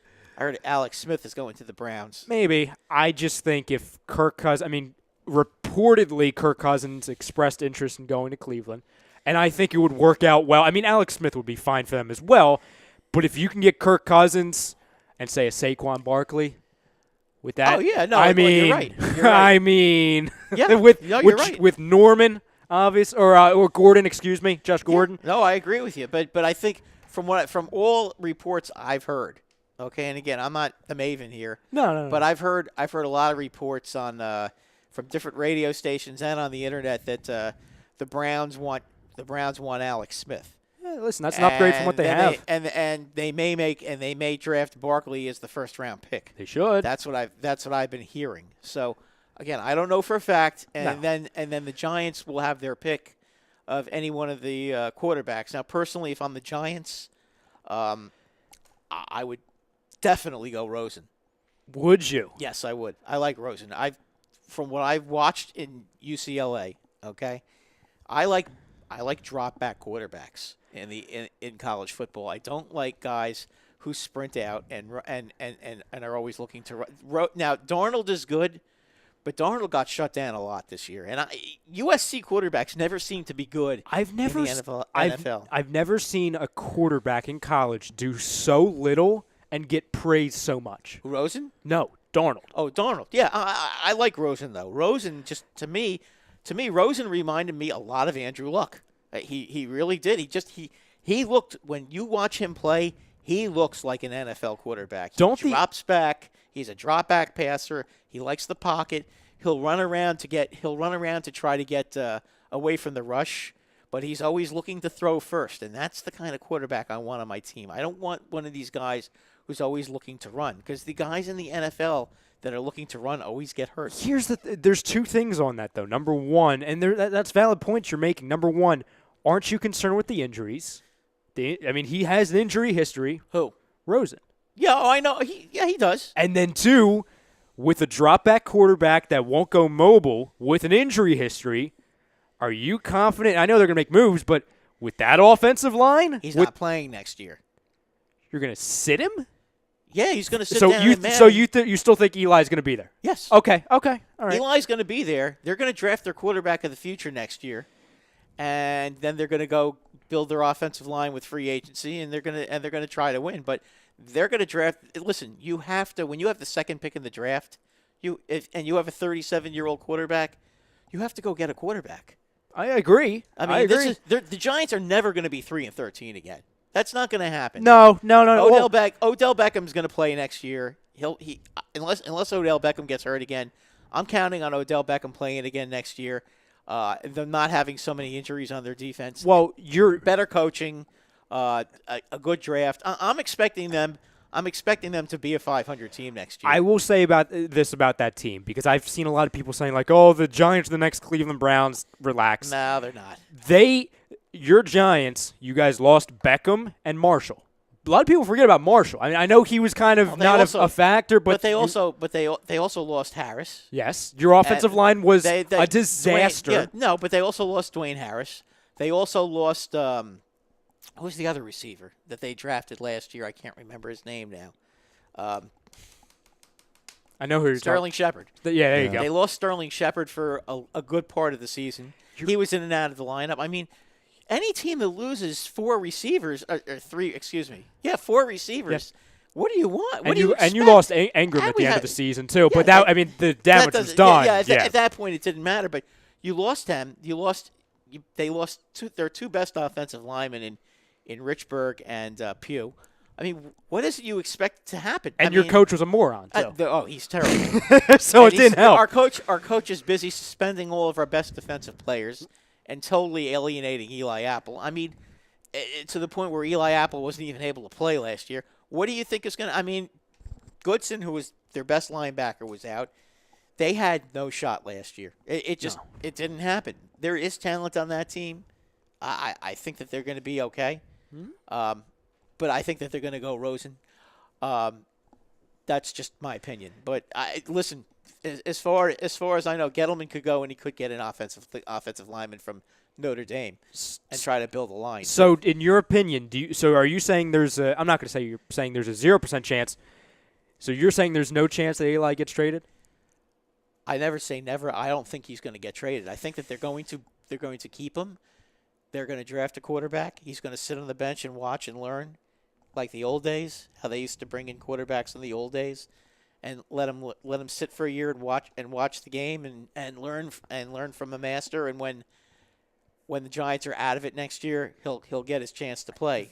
A lot like the way Eli came in when Kurt Warner was the quarterback for the Giants.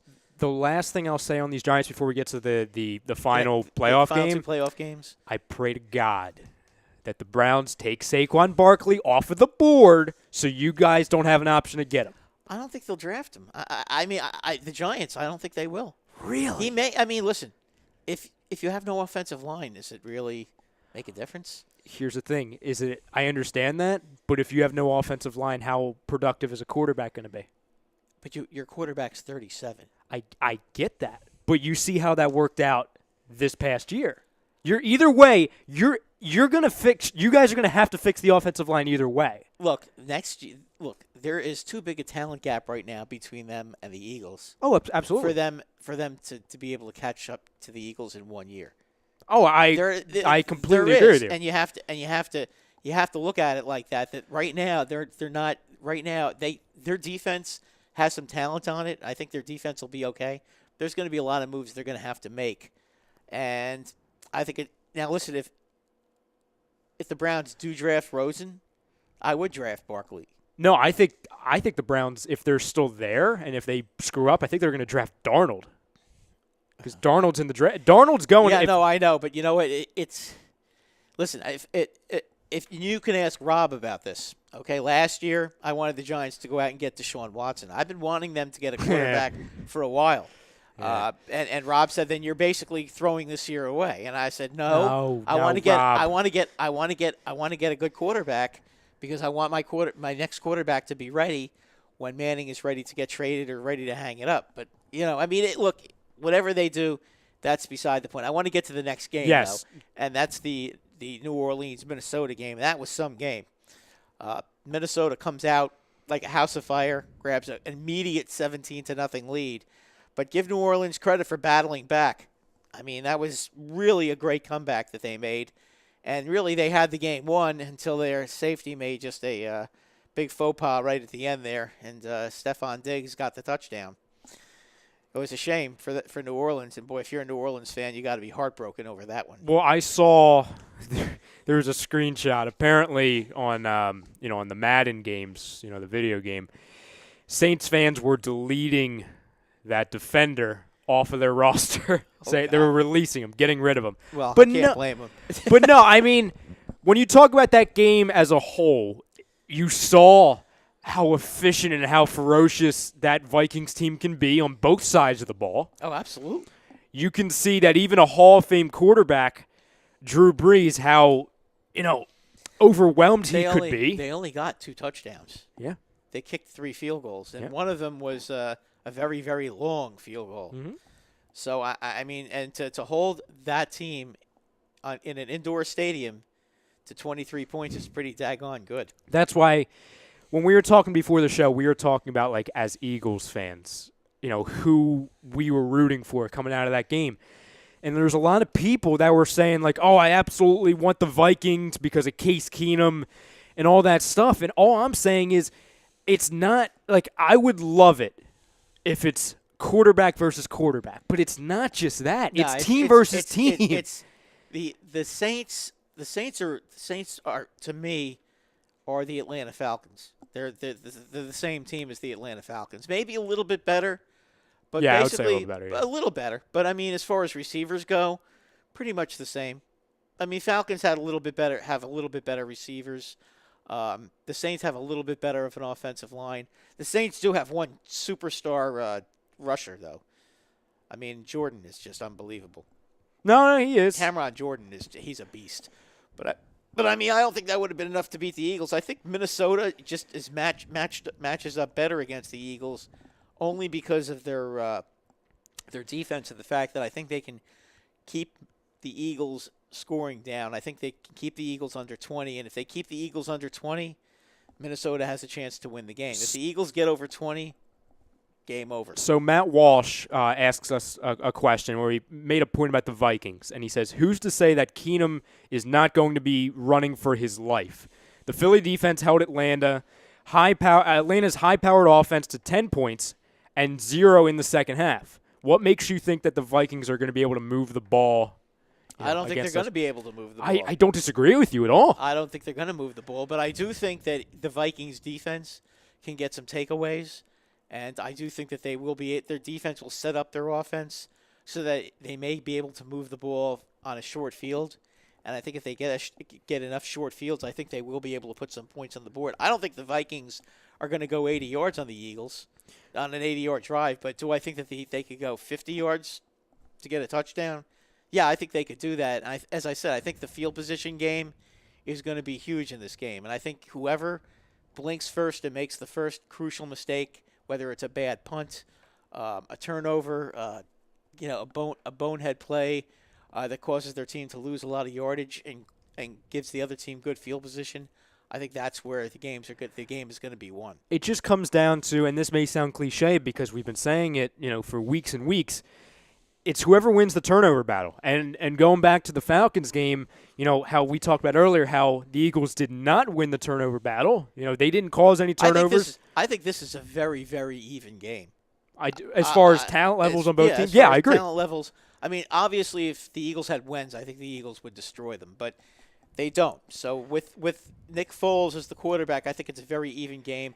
But I give the Eagles a slight edge because they have home field. And I mean, as far as the point spread, I don't know. I know that they go by that. A lot of people look at, he stunk against the Cowboys. He stunk against the Raiders. He wasn't all that great against the Falcons. I thought he played real well against the Falcons. And if you weren't sitting outside seeing how nasty that wind was, and how miserable the playing conditions were, and how awful the field was, to see him play like that as efficiently as he did, especially in the second half, you're not giving him enough credit. I mean, that was that field was terrible. Oh, it was awful. It's because of the rain that they had on Friday, I believe. Yeah, I mean the field was awful, and it's the same for both teams. The field was awful, but Nick Foles outplayed Matt Ryan by a mile. Yeah, listen, man. And Nick Foles' receivers aren't nearly as good as Matt Ryan's receivers. Well, So, you know what? Give Nick Foles credit because he executed the game plan. He made a lot of real nice passes. He did everything he had to do, especially that last drive. Yeah. When they made it 15-10. Oh, yeah, absolutely. Well, you know what it was? It was preparation by Peterson and the offensive coaches, because they found the big thing that they used back in 2013. They used it today, in that game, the RPOs. The fact that they were able to go with the run-pass options, fake it to Ajayi, give Foles the opportunity to see if there's an open wide receiver, pull it back. Listen, keep the passes short. Yes. So that Foles' arm doesn't get you in trouble. Nick Foles does not have a big arm, so for him to throw the ball way, way down the field, that's probably not going to work, especially against the Vikings. But you know what? If you give him the medium range pass, he can hit the medium range pass. So I completely agree with you. And that's key. By no means am I comparing these two players or these two teams, but I always laugh when people criticize Tom Brady and say, he's not a great quarterback because he doesn't throw the long ball. Well, here's the thing. I'm going to go with a system that knows where they're the efficient the most. So in that offense with Nick Foles, sometimes, especially in a game where the wind's swirling and it's harsh conditions, the short pass, which was shown to be efficient then, will be efficient regardless. Like, why would you stray away? And you know what? Zach Ertz is basically unguardable.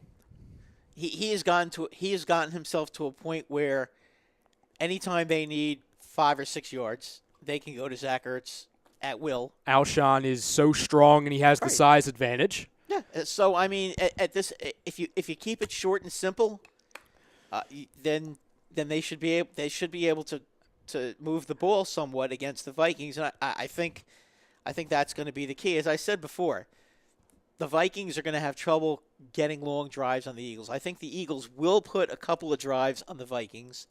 And as long as they play mistake-free football, I think they win the game. If the turnovers are even, the Eagles win the game. I want to get your opinion on this too, and I alluded to this earlier. So I was listening to Colin Cowherd's show earlier, and he was talking to Jim Mora, the former coach of UCLA, and with the Jim Moore, right? Jim Moore Jr. Jim, yeah. Jim's Moore. Jim Jr. Junior. Okay. So, and they were talking about the Eagles, coming out of that game. And Colin was saying that the Eagles' wide receiver core is vastly under average, below average.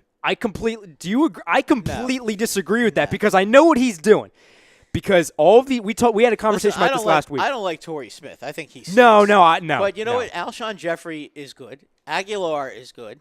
Yes. And Zach Ertz is good. Yes. What do you? I mean, Trey Burton gets the job done as well. Can catch the ball. All their running backs, between Ajayi and Blunt, they can both catch the ball if they need to. So I disagree. I think that as a receiving team, I think they're pretty good. And I know what he does. He probably looks at the stat sheets because they can't be bothered to watch the games, and they'll see, none of the receivers have multiple 100-yard games because what have we been talking about with this offense? They run the ball a lot. And they disperse the passes. They give everyone a shot. They don't go. They're not a one-trick pony to Antonio or Julio. But if you take a look like the Patriots, it's the same thing. Exactly. I mean, exactly. You don't see anybody with a huge. I mean, Gronk sort of, but you don't see anybody with a huge amount of. Everybody on that team seems to get a catch every game. Yes.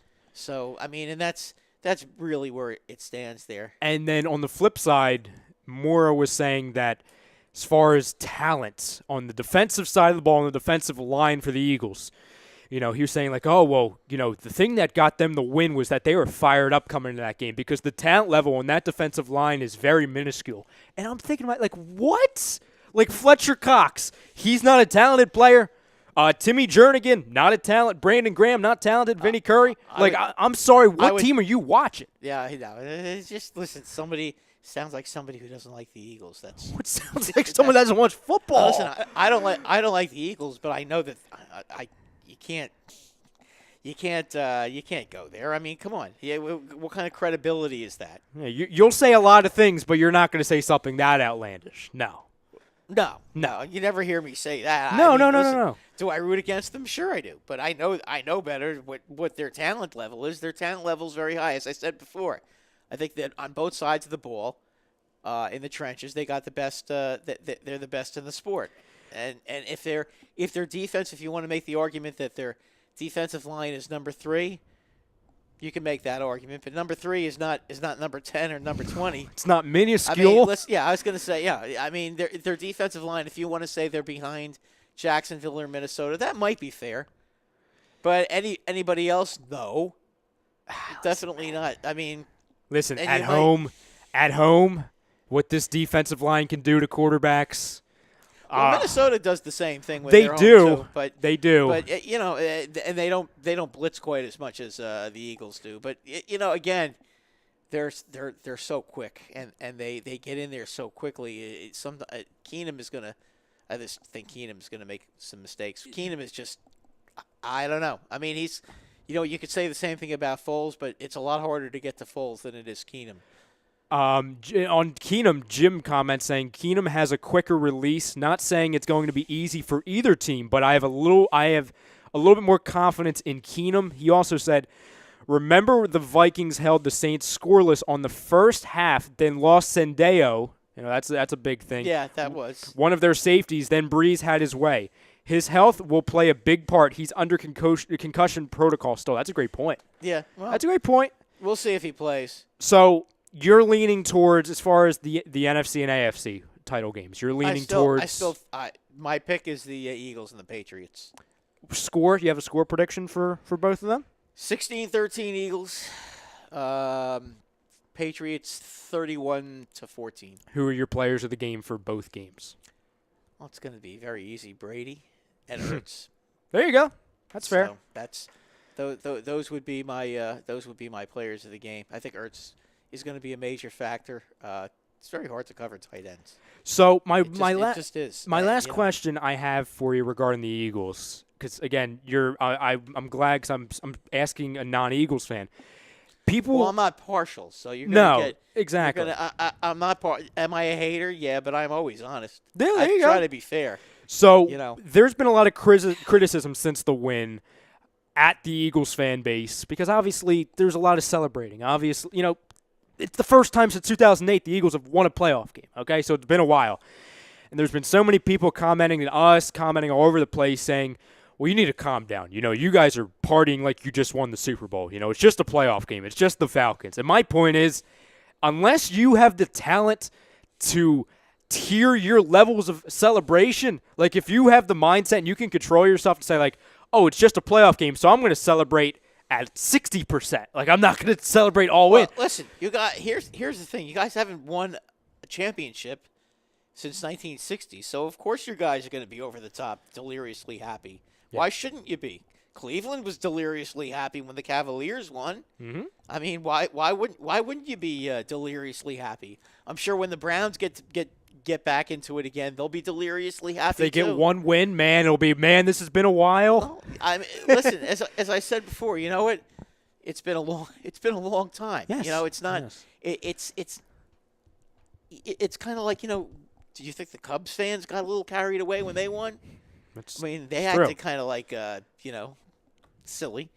The Red Sox fans in 2004, they were completely over the edge ridiculous.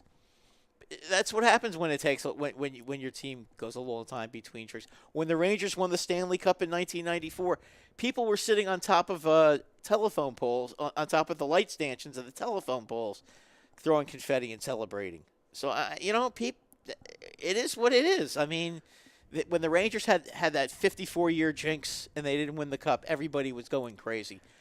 When any of these teams finally slay the dragon, there's going to be an outpouring of love and appreciation. It just is what it is. I'm going to celebrate like hell anytime they win, period.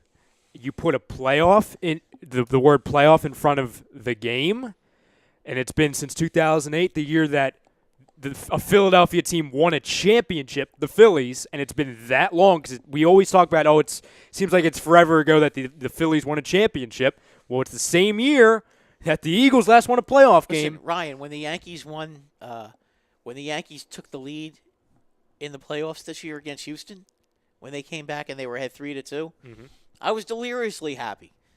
And I was full of confidence that they could go in and at least win one of those last two games at Houston. It didn't happen, but you know what? I mean, and the Yankees are usually competitive every season. I mean, okay, they didn't make the playoffs for a couple of years, but they were competitive. They're like 84-70, 85-77. That's not a bad team. No. But they were it's not like they weren't a bad team. But if your team gets there, you have the right to be happy, and don't rain on their parade. What I would say to all you people who can't, and I can't stand the Eagles either, but you know what? Don't rain on their parade. If they're happy that they're winning, they're happy that you're winning. When your team wins, you get pretty darn happy too. And any fan base of any team gets carried away. That's all I'm going to say now. I think the media around here gets a little carried away. I think the fans aren't as bad as that. The fans don't annoy me as much as the media does. That's fair. The media is just ridiculous. I mean, to go into the news, to watch the 11 o'clock news, and the first thing they do is start showing, is talk about the Eagles, or when Mark Sanchez has one good game, and they're showing that he's a man of the people and he's eating cheesesteaks. I mean, are you serious? I mean, I'm just giving you a couple of examples of how ridiculous the media gets. The fans are fine. The fans are basically the same here as they are in New York, as they are in Boston. We're all the same people. We're rude and we're arrogant when we're winning, and we're the biggest babies when we lose. That it is what it is. I'm glad to hear that I'm glad to hear that. It is what it is. And on that note, I do want to get into baseball quickly because there was a few things that happened in the last few days that were very interesting. First, I want to get into today's moves. McCutchen getting traded from the Pirates to the Giants. Now, I don't know what the Giants gave up, but McCutchen is now a Giant, for those of you who were unaware of that. Big move for the Giants. Giants trying to get competitive this year. Ryan, do you think it's really going to make that? Are they a playoff team? Are they better than Arizona or Giants? Colorado? No. I mean, you're more of a National League guy than I am. I'm an American League guy. So to me, Longoria, was great against the Yankees. I mean, he used to basically take the Yankees and beat them like a drum. So am I thrilled that he's not in the American League anymore? I'm celebrating, but against the rest of the league, Longoria is not a 900 hitter with 6,000 home runs and 8,000 RBIs. So So you got him now. You got him and you got McCutchen. Does that make them better than the Rockies or the Diamondbacks or the Dodgers? To me, I just look at it, and we'll first answer your question. The trade was Andrew McCutchen, and then they got in return for right-hander Kyle Crick and outfield prospect Brian Reynolds. So they didn't get those two really good pitchers the Giants have in the farm. By what I'm reading here, no. Okay, because the Giants supposedly have two real good pitchers in their farm system. But so, to answer your question, looking at what the Giants were last year, Andrew McCutchen. Now, do I think he's still a good player? Yeah, of course. I think he is, but he's not the MVP player he was. You know what I mean? So one player. Neither is Longoria. Exactly. So one player's not going to go make your team bad to great or bad to good enough. But having Baumgartner now for a whole season, because don't forget now, they lost Baumgartner for 3 months. Oh, I understand that. That really hurt them. I just still think they're a year away. I just don't think they're there yet. But Here's the problem, though. I think Longoria after this year is a free agent, and I believe McCutchen is also a free agent after this year. So I mean, these guys that they got today in the last week and a half, these are 1 year. These guys are both on 1 year deals, so they're playing for this year. Well, I literally just searched Andrew McCutchen on Google, and the first thing that pops up is a headline that's saying Giants cannot and will not be done with the trades after getting Andrew McCutchen. So if that's true, if they can add on to this, that might be a different story. They need another starting pitcher. Yes.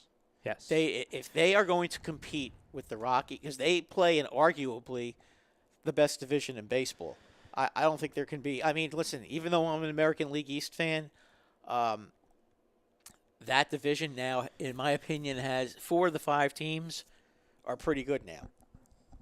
I can't say that about my American League East. I can say that the Yankees, Red Sox, and Toronto are all powerhouses, but I can't say that about the Orioles and the Rays. So I can say that National League West is just loaded with talent. I do want to say one thing, because I know you have another move that you want to bring up, but real quick. So Jim says, gotta go, guys. Love the show. Thank you, Jim. I appreciate you. There's another move I know you wanted to mention in the baseball world that you were very passionate about, so I want to make sure you have plenty of time for that. The New York Mets. Yes. The New York Mets, who really, they went and they got Jay Bruce, and congratulations on your owner actually getting the mothballs out of his wallet, Fred Wilpon, and actually bringing in a talented player to play for your team. But then today, they really made the move that's going to make them win the World Series. And, folks, you better be worried because the Mets now are real contenders. They have acquired 35-year-old washed-up has-been Adrian Gonzalez. Listen, man, I'm afraid. I'm afraid. Gonzalez. I can't lie to you. Adrian, we're kidding, obviously. Adrian had 2 years ago in a healthy season. He had 18 home runs. That's Adrian Gonzalez, your first baseman. Last season, he hit, I believe, 3 home runs and hit 240. And at the age of 35, and you could say that he didn't play because of Bellinger, and you probably would be pretty much right on target with that. However, he was injured until September anyway, so he wasn't going to play. So you have a washed-up has-been, and you have a young Dominic Smith who was supposed to be your first baseman. This is what you're doing? You're bringing in a 35-year-old player to take his valuable reps away? Are you guys crazy? I mean, seriously? If you didn't think that Dominic Smith was the answer, let Jay Bruce play first base. I mean, I know, and it's all about the money with the Mets because it's only $545,000. And the other $21 million is being paid by the Braves. But you know what? How about shelling out some money and getting a real player like Mike Moustakas to play third base or Todd Frazier to play third base and be men about it and try to compete in the National League East? You guys have been, and always will be a joke. You're the caboose of New York, okay? The Yankees will always be the first-class freight train. They're the handsome train that has the polished steel, and you will always be the caboose with all the rust and the corrosion and the patheticness that you just are. Listen, man, as a Philadelphia Phillies fan, obviously hate the New York Mets. I loved every bit of that. I loved every bit of hearing that. I thought you might enjoy that. No, because I did. The New York Mets, and let's just go through their team because it's so funny. I just, their catcher right now is Travis d'Arnaud, who couldn't throw me out trying to steal second base. You have Jonathan Lucroy out there. You can't go out and bring a guy like that in. And let's see, you have at third base Dave Plawecki? Or are you counting on David Wright? Or are you going to re-sign Reyes? How old is David Wright anyway? Isn't he like 50 now? He can't play. He's injured. How is he still walking? I don't. You know what I mean? Like, the guy's got spinal stenosis. And how long has he been in the league? It seems like ever since I've been born, he's basically. been in the league. Basically, okay. What are they going to do? So, Kevin Plawecki? Are they going to bring back Jose Reyes so he can hit 230 and have no power? Jose Reyes. The shortstop Ahmad Rosario, and you know what? I can't criticize him. He's a good young player, and I'm not gonna get into. We'll just ignore him for now. Yeah, no, he's an okay player. But Yeah. As Drupal Cabrera, that's your second baseman. I just look, and then you look. You take a look at the second baseman around baseball right now. Mm-hmm. Okay, and even if you take a look at the front end of the first class organization that plays in the Bronx, we have the best prospect in baseball playing second base for us, and that would be Gleyber Torres. Okay, and you have Asdrubal Cabrera, who by the way, you're paying him $8 million to play second base. And he's about 75 years old at this point. I just can't get over, like, obviously this coming into this previous season, everyone was saying, like, oh, this is the year for the Mets and everything. Am I willing to say that they're cursed now? Because it's always the injuries. It's always the injuries, and then they can't do anything on offense. But if you get guys that are always getting hurt all the time, then that's my point.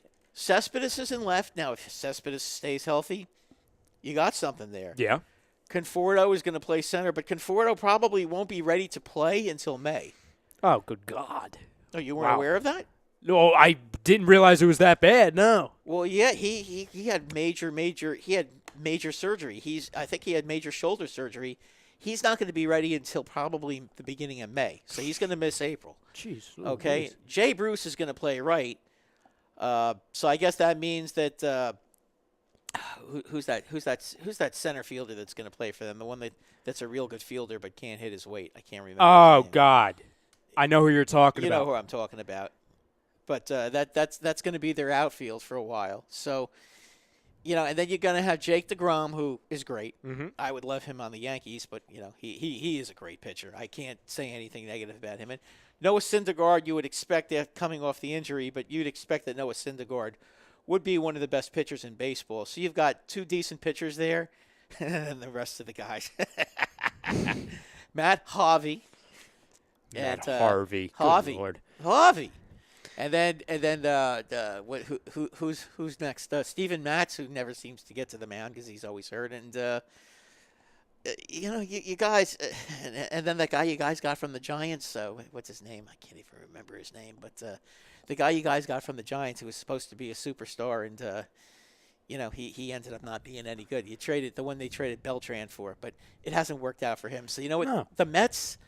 The Mets will be lucky to beat out the Phillies. Wow. They'll be lucky. Wow. If they come in fourth, they'll probably come in fourth because I predicted everybody's going to get injured again, and that's just how it is with the Mets. My Yankees, I'm very confident in the way things are going. I know that Garrett Cole, which I wanted to mention, that one other move that happened. Garrett Cole was traded to the Astros. If you're asking me, thank God. Goodbye. Farewell. We don't need him on the Yankees. Garrett Cole had a 4.3 ERA as a member of the Pittsburgh Pirates and gave up like 25 home runs. Wow. How many home runs do you think he gave up in the Bronx? So, anyway, that's it that's it for tonight, guys. Brad, Ryan, thank you for coming in. good being with you. And Rob, we'll see you next week. Exactly. So we've been brought to you by Scanzano Sports Center, Gibson Mayer LLC, the Sports Outlet, Stream Smart Vinny, and we've been live from the BMW of Atlantic City Studios. Thank you all for commenting. Go Birds. I'll see you Wednesday night. Stay tuned for Birds with a Feather tomorrow night. Stay tuned to A2DRadio.com in general. We'll see you in a couple of days. Go Birds. This has been the Sports Hounds here on A2DRadio.com. And yeah, we'll see you tomorrow. This is the Sports Hounds.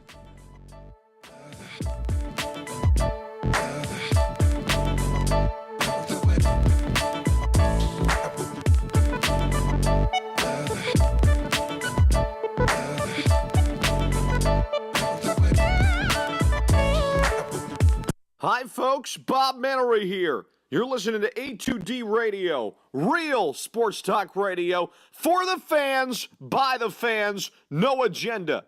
These guys are the best in the business. Hashtag it. No notes.